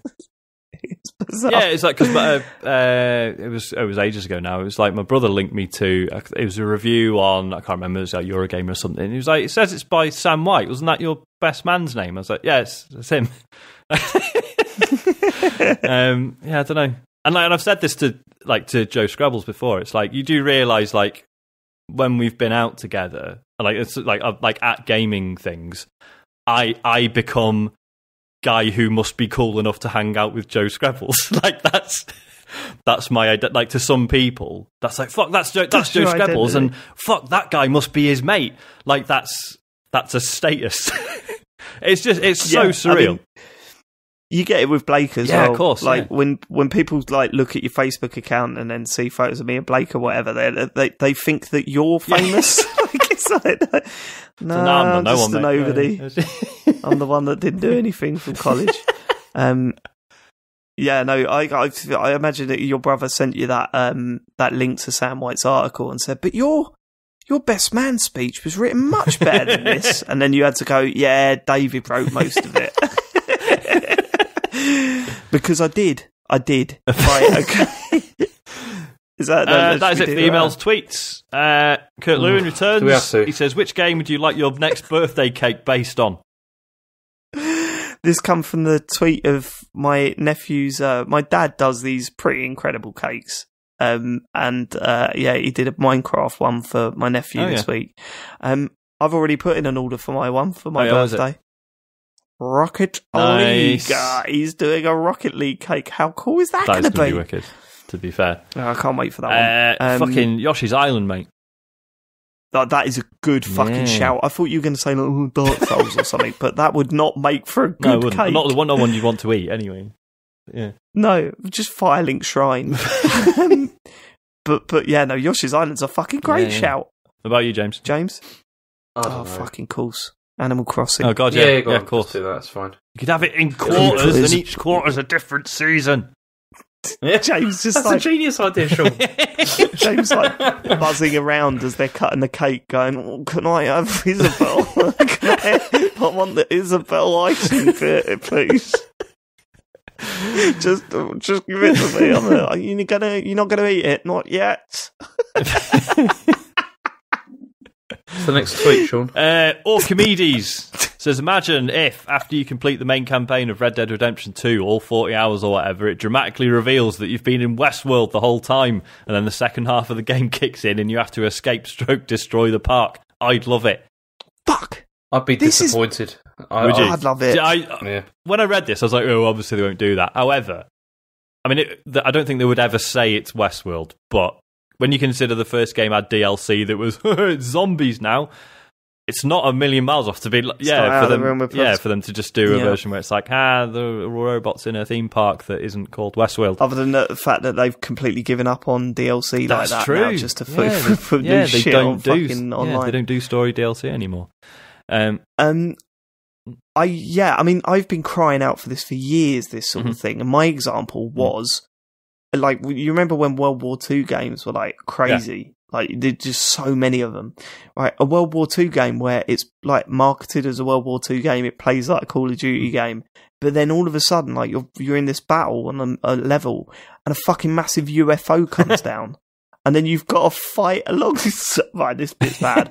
You've got to fight alongside the Nazis to save the planet. Fucking hell. You can never fight alongside Nazis. No, you it doesn't matter what the reason is. No, I get that, right. Okay, that bit was poorly thought out. But the idea that you're fighting like another country and then all of a sudden a massive fucking UFO just like fills the sky. And for the rest of the game, it's you against the aliens. Like that. I'm trying to think, is that not the story of something where initially you're fighting... Fuck, what is it? I can't remember. The best example is Dusk Till Dawn, isn't it? The film. Oh, yeah. Like, have you seen it, Sean? I've seen bits of it. So you know the twist? Yeah. Yeah, it's just like brilliant. It's like, oh, this is a normal Tarantino movie, but he's bad guys and blah blah blah. And they've basically kidnapped a family, and this is going to be what the film. Oh no, there's just vampires everywhere now. Yeah. Very very good. I think it might be. Yeah, I'm pretty sure it's Star Siege, which was. It's a fairly old mech game, and it's basically, it starts out like you play as there's like rebels and Imperials, and then basically halfway through aliens turn up, and then it's just like, should probably shut up and work with each other because these aliens are going to kill us all. So there you go. Never fight alongside the Nazis. I mean, I agree with that, James, but I'm trying to work out the kinks of the story here. Okay, I'm thinking on the fly. Okay. I love James. Go on. Right, last one from Ban the Fucking Nazis, Jack, which I don't think is their... Probably not their real name, but I appreciate the sentiment. They said, I've been on the line with Microsoft support trying to change my gamer tag for almost 30 minutes just now. Is there some reason why console makers make this shit impossible? They can't just flick a switch. Is the reason just flick why. a switch. Yeah. I thought on the Xbox it was just a case of typing in the new one because I've done it. It's piss easy. Chet did it by accident, and I'm not going to tell you what it is, obviously. But what he accidentally changed his gamer tag to is fucking hilarious. I remember, and I still laugh about it regularly to this day, especially when he logs on. And they refuse to change it back. So amazing. Yeah, I mean, I fucking broke my old gamer tag because I renamed it, and then no EA games worked online, which was a shame because I was in the height of my skate addiction. So I had to switch to a new gamer tag. It was the only way to get it working. But why does it not work now? I don't know if it does now. I mean, going back years here, but yeah, it was literally because all EA games on the Xbox, you had to sign into EA's service as well. Yeah, and it was ever since I changed my gamer tag, it was just like an error has occurred, can't sign in. Oh, that's awful. Yeah, it's my fucking gamer score, man. That's it, Sean. I know, absolute bollocks. That's it. Excellent. Well, let's do Matt's social media. Well, you can send us an email, and you just, what you can do is leave a fucking message on fucking iTunes or whatever. We're on Twitter and Instagram, and Instagram is so fly. It's lit. If you got getting new iPhones out if you want it. And that's it, actually, Dave. Right, cheers, Matt. That was actually a recording that I've spliced in there. Yes, and of course, we've done another month of podcasting, and if you would like to send a tip our way, we're putting our hat on the floor again. Go to paypal.me/the computer game show. Maybe just £1 each. What do you reckon? £1 each. That's not too much If to everyone ask, who is listened gave us £1, That'd be very alright. good. fucking Christmas would be good in the Turner household. So yeah, that would be nice if you could just drop us £1 or whatever. That'd be beautiful of you. Paypal.me/the computer game show. If not, don't worry about it. We'll catch you next week anyway. We'll still be here, won't we, lads? We'll still be here. We'll catch you next week. Love you, goodbye. Love you, goodbye. Bye. Bye-bye. Bye.